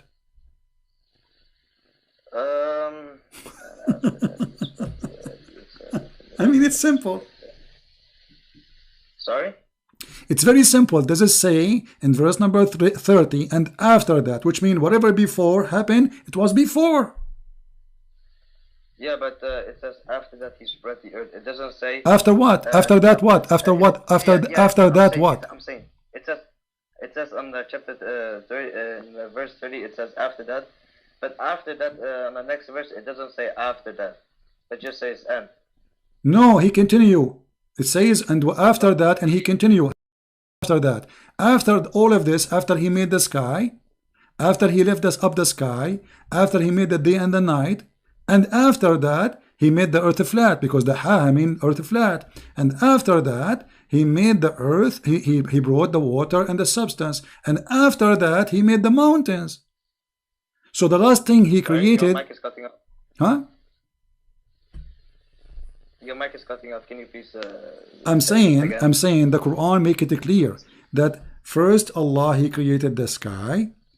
He made the day, he left the sky up, he made the day and the night. And after that, he made the earth flat. So after the word after that, anything after, and it says and. So he continued about after that. And he brought water and pasture for the earth, which means grass and trees. And mountains. This is all belong to after that. You don't need to repeat after many times. So, and after that he did the following. So the last thing in the chapter number 79 Allah created was the mountains. Do you agree? The last thing he created was the mountains? Yeah. That is a big fat lie. What are you talking about? It's in front of you. No, it doesn't say then he created the mountains and that was done. Creation. Okay. The verse here, does the chapter speak about the creation of the whole universe? Yes. So here it says, Allah, he created the heaven, verse number 27, and then he left it up, and then he made the day and the night, and after that he made the earth flat, and after that he made the water and the grass and the trees, and after that the mountains. So what is the last thing was? Maybe it doesn't say he created. First of all, it doesn't say he created. Like when we go to chapter 41, verse 9 to 12, it says it mentions the whole 6-day creation as mentioned in the hadith. Which day was created at first. Then we get a detailed explanation of order creation. So the first was the. My friend, why you are changing the topic? Does it say that the last thing he mentioned here, it is the mountains? Yeah. Yes or no? Yeah, because it is not mentioning the 6-day creation. That is why. Okay, but he is giving you now in details. Who care about the 6 days of creation? No. Okay. He's not giving. Okay, let me ask you. What he's doing. Allah, he finished the earth first, or he finished the sky first? The one heaven. Okay, chapter 2, verse number 29, it says, Allah, he created everything in earth first, and then he went to the sky, and he finished the sky. So which one of you is lying? It doesn't say that. It says that. He created you. Listen, Habibi, listen to me so I can explain. Okay, go ahead. It says he created the earth, and then he went to heaven. Okay, so and what he did? He said he created everything in earth, correct? Everything. Does it say that? Yes, of course it says that. Okay, so let us make it clear, guys. It says that. Take note. He agreed finally. It is he who created everything in the earth, and then he went to the sky, correct? Yeah. Okay. He went to the heaven, so the heaven was already created. No problem. But what he did, but the heaven was not finished, correct? No, it was finished. He fashioned the heaven into 7 heavens, so he made other 6 That means it's not finished. That means it's not finished. So he made them after that. He made them 7 heavens. So the earth is done totally, and the last thing is finished. He went to the heaven, and the heaven he made them 7 skies. Do you agree? First was the heaven, then the earth, and then the 6 other heavens. Where's the scientific mistake? Okay. So now let us see. According to you, Allah created the heaven first, then he finished all the earth, then he went back to the heaven and he finished the heaven, correct? Then he made other 6 heavens. Okay, that's wonderful. If we go in the, hold on, because people will laugh in a second. People will laugh at what you said in a second, because the Quran said that Allah, when he went to the sky was a smoke. There was nothing. Smoke is referring to the okay. nebula, because No problem. No problem. Okay. All right. Hold on. Look at this. Allah, he made mountains. This is chapter 41, verse number 10. He placed mountain in the earth. So there's earth, and he placed mountain. Do you agree? Yes. Okay, and he made all the substance of the earth in 4 days, which mean water and trees. Do you agree? Yes. Okay, at this moment there was nothing in the sky. Do you agree? Because it was just a smoke. That was heaven. Yeah, there's heaven, but it was a smoke. There's nothing. There's no stars. Okay, listen. No. There was nothing in the heaven. Yes or no? To make it simple, there was only a smoke. Yes or no? No. I'm going to explain to you what the smoke is. Okay, what the smoke is. It says, it doesn't say after he went to the heaven, he created or he constructed the heaven. Because when we go to chapter 79, verse 27 to 30, it says, the heaven which was constructed and raised. So the heaven was constructed and raised. The reason why Allah says smoke is because according to scientists, after the Big Bang, the heaven was in a state of smoke in a nebula, which is smoke, a gas for billions of years. That is but the heaven is still constructed and raised, like the Quran says. Okay, so now what is the answer? There was when the heaven was a smoke, there was a stars or not? Yes, of course. There was a stars. Okay, that's mean that okay, guys. Yes, of course. He said when the sky was a smoke, there was a stars. So Allah is a liar because the verse after. Look how you get yourself busted. The verse after he says, and then he complete and finished them from his creation, and he created 7 heavens, and then he decorated them with the lowest lamps. Do you see it? It doesn't say then. It says that. It says that. It says that. This is by order. Then read with me carefully. The translation in front of you. Listen. The translate. This is your Muslim translation in front of you. You lied. You said that when the sky was a smoke, there was a stars already. But look what the Quran is saying. After that, then he completed and finished from his creation in 7 heavens in 2 days, and he made each one of them. Heaven, its affair, and then we adorn the lowest heaven with lamps. So the last thing is created as the lamps. Okay, now let me get you busted and let me finish speaking. First of all, what the Quran means by saying it is smoke. According to scientists, the heaven. Don't tell me according to scientists. Don't change topic. According to scientists, you are making a scam right now. Don't change the topic. Don't go to scientists now. I'm asking you. I asked you. I said when the Quran says there was a smoke, there was a stars there already. You said yes a second ago. Yes. Okay.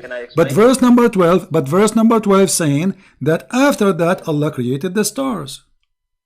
Okay.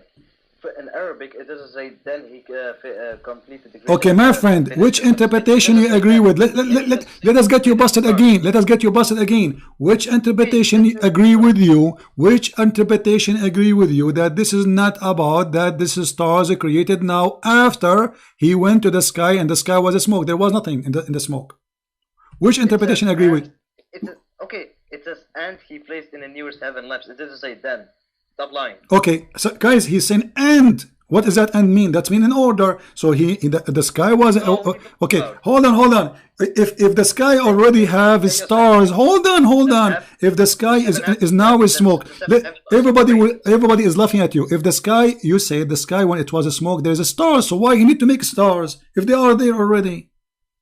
Because every star has its own age. One star is 1 billion each. But they are there. He created them already. The verse saying the sky was a smoke, and then this is your Islamic translation. Then he completed.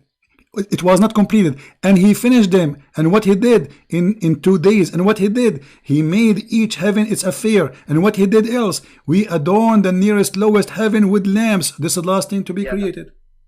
Can I explain? You did already. But let me explain, Habibi. Calm down. Let me explain. Let me explain. It says then he finished the 7 heavens in 2 days, and he made the heaven. He placed in the nearest heaven stars. They are separated. Completing the 7 heavens in 2 days and the stars. They are separated. I can prove that easily from Quran because chapter 2 verse 29 says he created everything on earth and then he finished. Then he rose to the heaven and created the heaven in 2 days. It doesn't say and the stars. Okay. They are separated. He created. Okay, no problem. No. Who said we are saying separated? We are saying that they are done in order. They are not separated. He is working now in the sky. He is working now. Okay, let me ask you. Why the Muslim translator he said then he completed? Why he's saying then? He's lying? Because it says in Arabic and it says in Arabic. Okay. Okay, so what thumma mean? What thumma mean in Arabic? It says it means after that. Okay, no, what thumma mean? What thumma? No, don't tell me. Tell me what the word thumma, how we use the word thumma in Arabic. It's talking about the heaven and not the stars. This is another question. Yes, no problem. The heaven was a smoke. I asked you, when the sky was a smoke, there was stars there? You said yes. Because the smoke thing is still means the heaven is constructed and built, as mentioned in the Quran. Okay. The reason why Allah said smoke is because after the Big Bang, the heaven was in a state of smoke for billions of years. So my friend. First of all, you know, you're trying to. We are going to talk about the Big Bang after we finish with this. Let us focus in this, because the Big Bang will make everybody laugh at Allah, because Allah, He says the earth and the heaven, they were one piece and He split them, so there was earth and there was heaven. And you are the one who quote for me the hadith that Allah created first Saturday the clay. What Big Bang? The Big Bang believe the Big Bang believe. Listen. The Big Bang believe that lights was created after the clay in Saturday. And then He created the mountains in Sunday, and He created the trees in Monday. I mean, what are you? This is a Big Bang. What's wrong with the Muslims? So look how foolish what you are saying to me. You are saying you believe in the Big Bang, which believe in many millions of years, while your prophet talking about Saturday and Sunday and Monday and Tuesday and Friday. And by the way, the hadith make. And by the way, how many days the Quran says that Allah created the earth and the heaven? 6 days or 7 days? 6. So why the hadith saying 7? It doesn't say that. Wallahi, it doesn't say okay, read it. Let us count together. Let us count together. Okay. Let us count together. Saturday. This is Saturday. You see the hadith, right? Yes. Okay, Saturday. Yes. And then Sunday, this is 2. Yes. Let me put numbers so we will not forget. Okay, let me put numbers. Hold on. Okay, this is number 1. Saturday is number 1. All right.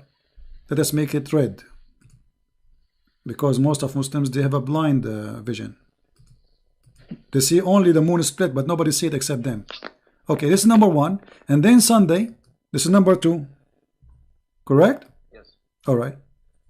Now we have Monday, number 3. Now we have Tuesday, number 4.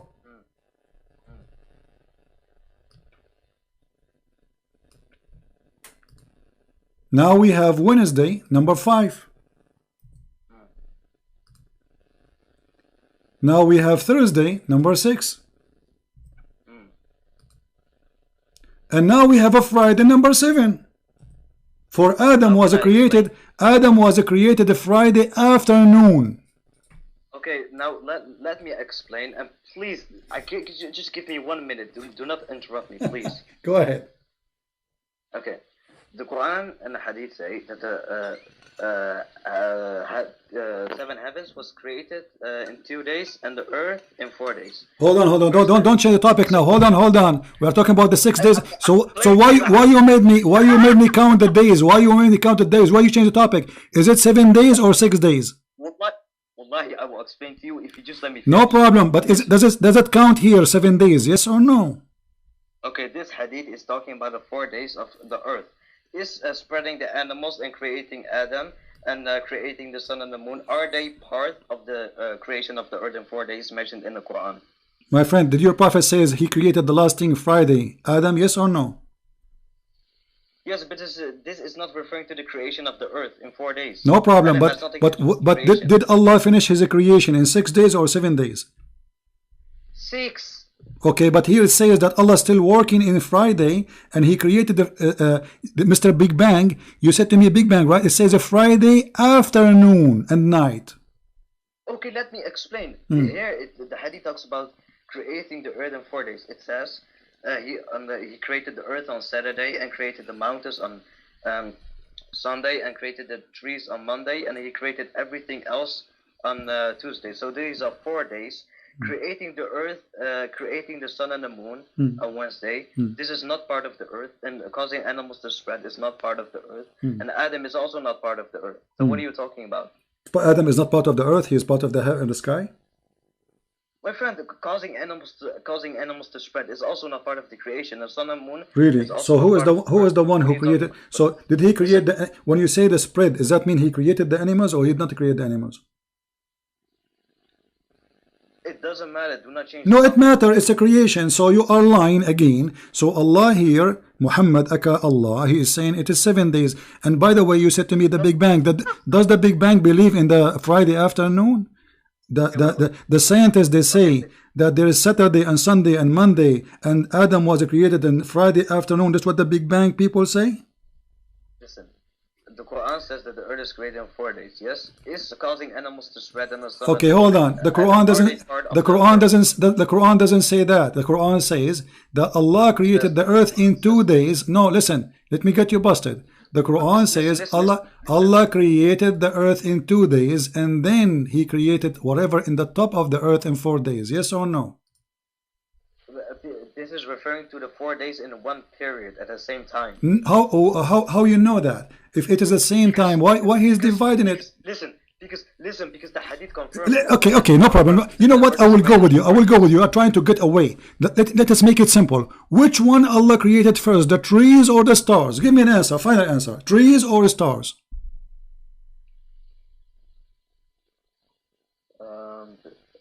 The trees or the stars? The stars, every star has its own age. One star is 1 billion, one star is 10 billion. So don't tell me 10 billion. Either tell me, listen, which one Allah created first, the stars or the water and the trees and the mountains? Which one come first?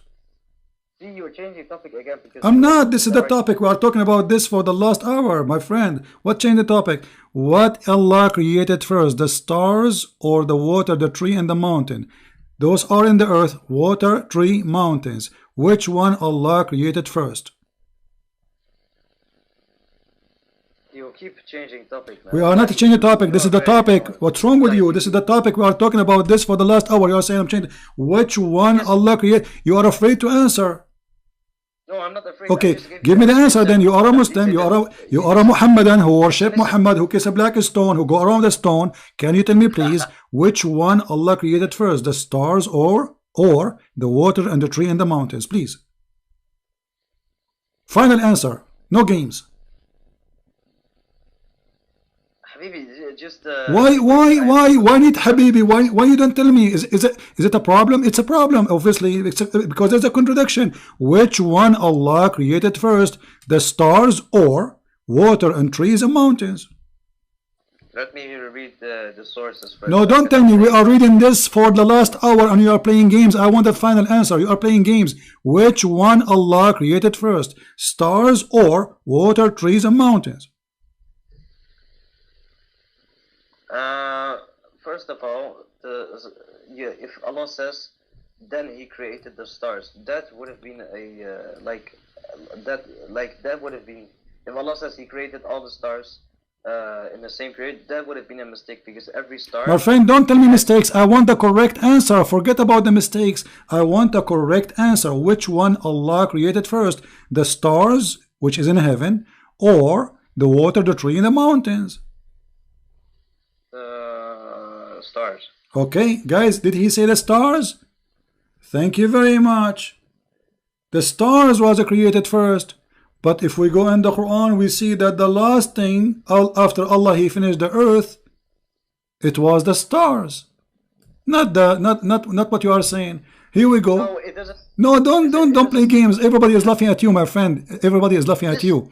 Here we go. Allah He finished everything in the earth. This is chapter number 41. He created the earth in 2 days, and then He made everything in earth, including water, mountains, substance, etc. And then after that, He went to the heaven, and He completed the heaven then. Thank you for calling me. You got your prophet busted. No, but it doesn't say then He created the stars. It says that. It's in front of you. Then He went up to the heaven to do what? The heaven was empty. There was only a smoke. And then, read carefully, then He completed, just go. You see, I hang up on people because I'm wasting my time. Don't make me hang up because you're not being honest. It's in the front of your eyes.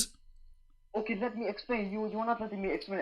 What explain? You were explaining for the last hour. You got yourself busted. It says in the front of us, then He completed and finished. And what He did, how He completed, He created the stars. No. doesn't say that. He completed it by creating the 7 heavens only. Does it say he created the stars then? No, it doesn't say then. Okay, read it. Okay, okay. Allah is mentioning in order, right? Allah, he mentioned in 4 days I made the earth, and then after that he went to the sky, correct? So what happened after he went to the sky? Tell me. After he finished the earth, then he went to the sky. What happened after he went to the sky? Tell me, please. The reason why Allah doesn't say then he created the stars is because Allah is aware of the stars. Every star has its own age. So this is not the stupid. This is not. Don't play games. I'm asking you. After Allah, he finished the earth. He went to the sky. What he did exactly? After he finished the earth, according to the Quran. He finished the 7 heavens into 2 days. And what he did? And what else? And what else he did? Let me finish. Let me finish. Let me finish. In chapter 2, verse 29, it says, after he created the earth, he went to the heaven and made the heaven into 2 days. It doesn't say, and he made the heaven into 2 days, and after that he created the stars. Why are you lying? So which one he created? So okay, hold on. You said, and after that he created the stars, correct? No. You just said that. You just said that. You just said that yourself. You just said that yourself. I'm saying it doesn't say that. You should listen clearly to what I said. Okay. So hold on. I'm going with you. Everybody is laughing. We are dying at your lie. Desperately trying to defend. Look, it says here that Allah, he finished everything in the earth, and then he went to the sky, and the sky was a smoke. Okay, after then, what happened after that point? Then what Allah he did exactly? Count for us things, please. I'm going to type them in the screen. After the word then, what Allah he accomplished in the sky, I'm going to type them one by one. Go ahead. Start. He made 7 heavens, and then he did nothing. 7 heaven. What about the stars? My friend, every star has its own age. What are you talking about? This is not the question. What age? Listen. What he did after he made the 7 heavens? What he did? Nothing. But the verse saying he created the stars. No, yeah, but it doesn't say then he created the stars. The reason why Allah says and he created stars is because Allah is filthy liar. Don't call me again. You see, I gave you more than 2 hours from my life, you liar. And when I say what interpretation you like me to read, they agree with me. You don't want interpretation, for you are a fraud like your prophet. No wonder you like Mimi Hijab. I mean, it's in front of us. Why I want to waste my time with a little kid repeating himself? It says then he completed, which means the sky is not completed. And what is not complete about it? He created the stars. Very simple. This is a total clear contradiction in the stupid book of Allah. Muhammad is the messenger of the devil, and he agreed that he received. This is what we get from this guy. I want everybody to download this video. I challenge this Abdul to download this video and give it to Fifi Farid and post it in your YouTube, so people will laugh. It's so clear in front of you. One Quran saying Allah he finished the earth first, and then at the end he created whatever in the stars. You want to say to me the heaven is in the sky, the heaven was created already? No problem. But which one Allah created at the end? One chapter saying something, the other chapter saying something. There's the way God he will say that. God do not remember which one he finished at the end, which one he created in the beginning. Why? He is suffering from Alzheimer.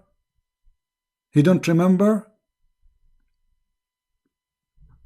Look at the order. Chapter 79 says Allah he created the sky. Then Allah he raised the sky.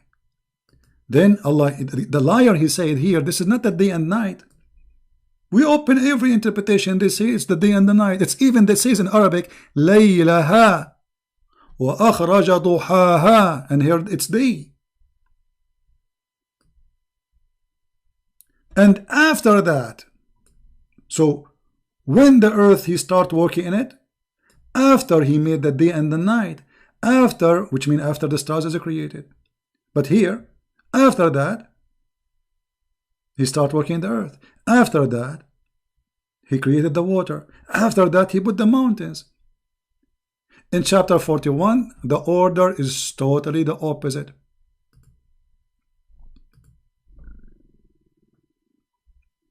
In the beginning, he put the mountains. In there, the mountain was at the end. He made water, mountains, everything in the earth in 4 days. Then he went to the sky, and the sky was a smoke. We said to him, when the sky was a smoke, there was a stars. The liar, he said yes.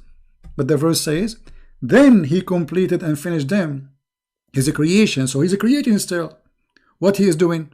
He created them 7 heavens in 2 days, and he made in each heaven, you see, he have to create the heaven first in order to make what is inside it. So now, and then he created them 7 heavens. Before that, he cannot create what is inside unless you create what is outside, which is the heaven. So now he created 7 heavens, and then inside those heavens, he created the lamps. And the liar, he says no. Say hello to Mimi Hijab and don't forget to give him my video.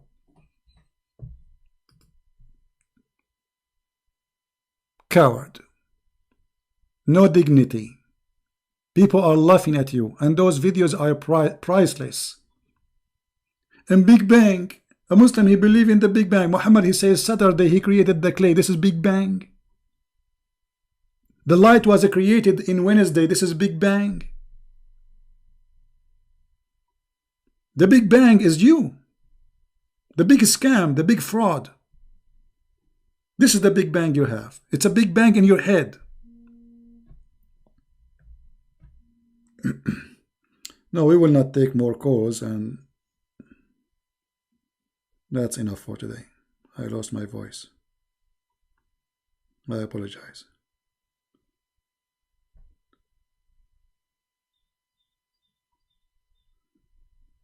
This is how stupid to defend such a stupid cult. It's so clear. And the funny, you know, I show him Ibn Kathir, Al-Qurtubi, Al-Jalalain. He say, my friend, let me explain to you why I don't care what they say. They are wrong. What do you mean they are wrong? This, you see, they say Christian Prince is lying. Now, Al-Qurtubi is lying. I will open for you Al-Qurtubi, and I will click English translation. Hold on. English. This is Al-Qurtubi, At-Tabari, Ibn Kathir. This page have all the interpretation. All of them, they are saying day and night, the sun, the day and the night. Ibn Kathir, here, translate into English. No shame. They have no shame. He made her day was shining bright and clear. He made her night dark and dark. Ibn Kathir, he says this is not about the day and the night. This is Al-Qurtubi, At-Tabari. Which one you want? All they are saying the day and the night. Liars. And this is about the creating the lamps. You see it? The sun. No shame, no dignity, no honesty. This is why when we say we are debating Muslims, we are not debating Muslims. We are cornering them. They don't debate. They are deceivers. How many times the word appear here, the sun and the sunrise? So Allah created the night and the sunrise. Tafsir At-Tabari, Tafsir Al-Qurtubi, Tafsir Ibn Kathir. Who is else here? Let us see. Al-Qurtubi, Al-Jalalain. All of them, they say it is about the day and the night. Don't you have a shame? No, they don't have a shame, because Islam based on shame. It's a shameful cult. He created its night. He created its sun. This is what the verse means, duhaha. No shame.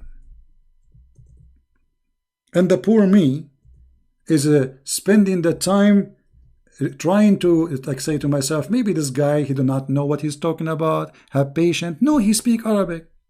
See, he created and he covered her night, sunlight, and add the night because it's shade and the sun because it's her lamp.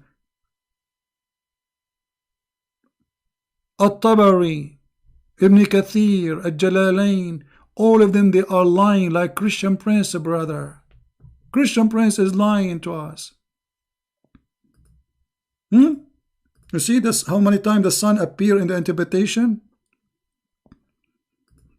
And the potato, he's saying to me, it doesn't say, this is not about the sun.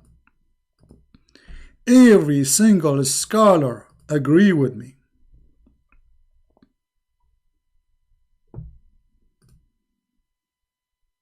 Garbage in, garbage out. Don't forget to say hello to Mimi. And by the way, in the Bible it says you can sell your daughter. My friend, you're a prophet. He sent his daughter so somebody will check her legs. You know what I'm talking about, right? This is what Muhammad he do with his kids. The Quran says, if this is a book not from Allah, which means not from God, you will find in it a lot of contradiction. And what more contradiction than this? A God, you don't remember which one he created first.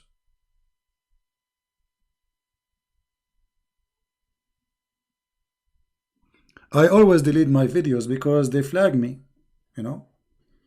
And people, they download the video. Search the same title, you will find it. I don't delete my videos until people download them. My videos are over. Nobody can delete them. So don't complain. And if you are worried about my videos, why you don't download them? I encourage Muslims, Christians, Hindu, Buddhists to download my videos. And here we go. This video is going to stay there for a few hours and later we will take it off. Download it, post it all over. I challenge this Mimi and Susu and Fifi to put this video in their channel.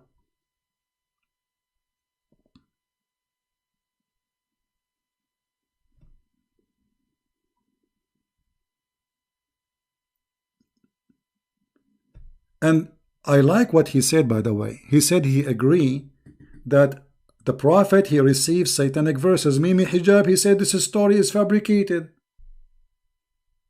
Fifi Farid, he said this story is fabricated. This guy, he agreed with it. And not only that, he agreed that his prophet was under the influence of shaitan for 1 year. 1 year, and he said that black magic will make you act crazy. He said that, correct? So this call was maybe later I will unblock him because I'm done with this kid. I'm lost my patience, man. I'm repeating myself for the last 2 hours. And then when we say, okay, which one created first? Just tell us, man. He will not. They play games. Even the hadith, which he is the one who quote for me. Imagine, he is the one who chose this hadith, not me. He is the one who said that Allah, he created the mud in Saturday. It was his choice. And the light in Wednesday. And he said, this is not the sun. So what it is? There's only one light. Yes. For what? For the earth.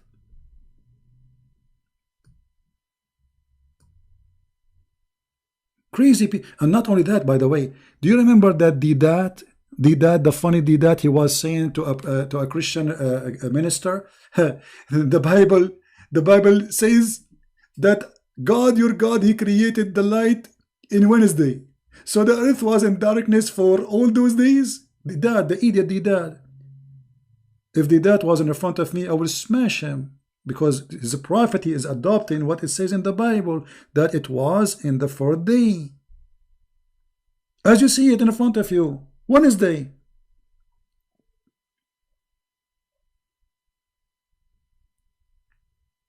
So the potatoes, they make fun of your Bible, but they do not know what is in their book. Muhammadan is the same as a camel. He thinks he is so handsome, his back is straight. Because he don't have a mirror.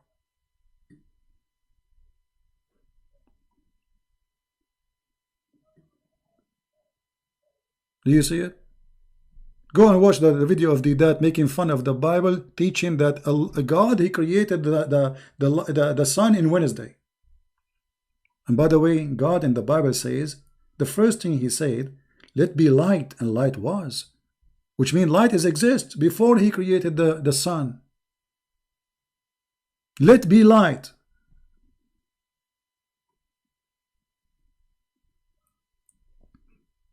Now, I say to this gentleman, even though he's trying to lie, I invite him to come to Christ and be honest with yourself, sit alone, read the interpretation of the scholars, read the Quran, be honest.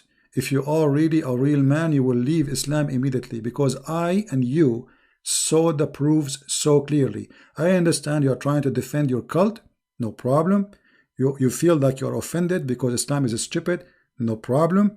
But why you want to stay stupid? How dare you to stay stupid?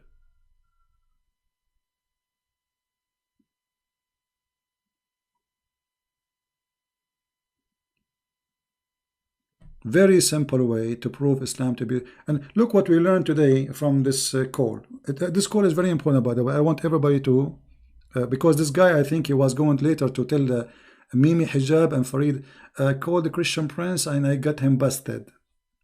Obviously, you got me busted, big deal. You admit that the Prophet, he received satanic verses, which mean he is a messenger of Shaitan. This is what it means to receive satanic verses. Muhammad is an antenna for satanic verses. Why Jesus did not receive satanic verses and God will take what Shaitan he put in his mouth? Why God did not say Musa's he have satanic verse? Why Muhammad? And what Muhammad said, he was worshipping the three daughters of Allah as he agreed. How a person claiming that he worship one God, but hypocrite, he's a hypocrite man. When he is with the pagan, he's a pagan. When he is with the Jew, he's a Jew. When he is with the Christian, he's a Christian. When he's with Sabian, he's a Sabian. He's the same as Obama. Obama go to Jerusalem, he wear the hat of the Jews. He go to Egypt, he quote Quran. He go to the African church, he read the Bible and he sing the Bible with them. He go with the atheist, he make fun of the Bible. That is Muhammad.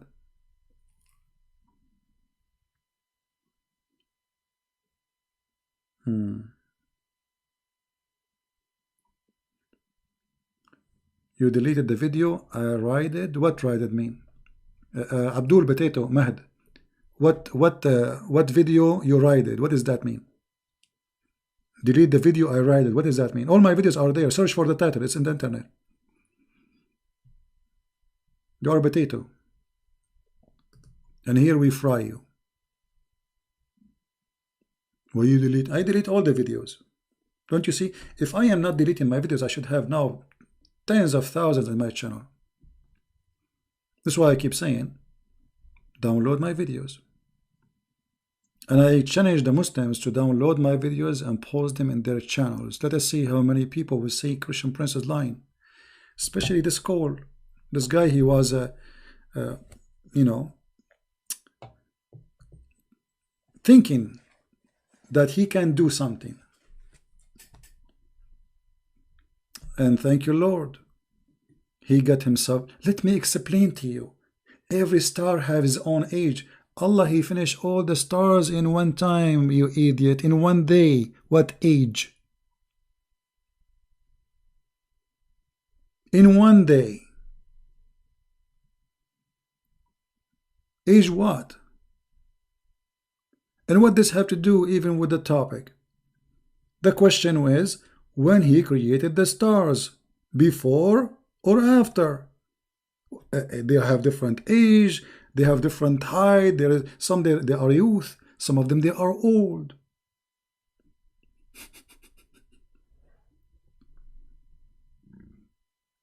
I did not give him a topic, he is the one who chose. You see, it's not me who chose the topic, he's the one who called me. The first one about Muhammad Merciful, he changed the topic. Correct? Satanic verses, he is the one who chose it, not me. None of the topic he spoke of is my choice, it was his choice.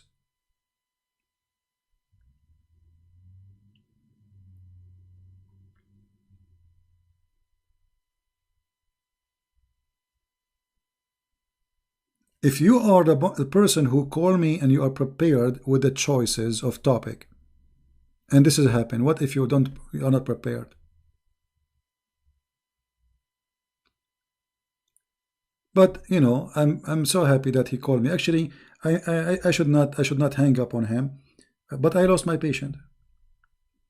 I can't take it no more. For how long I'm talking? 2 hours with him? And we go back to zero. Which one he created first? And the funny, he insists. It doesn't say then. It doesn't say then.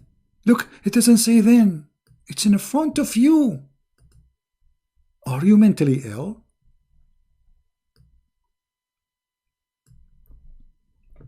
Hey, Christian Prince, you're lying. Then I show the interpretation. He don't want to accept the interpretation. Obviously, we know who's lying. Then he completed. So it was not completed. So what happened then? What happened? How he completed? He finished them. He made them 7. So there was no 7 heaven. There was only a smoke. So he made 7 heaven. And then what he did after that, because you made the stars inside the 7 heavens, but yet there's no 7 heavens. I asked him here, when the sky was a smoke, there was a stars. He said, yes.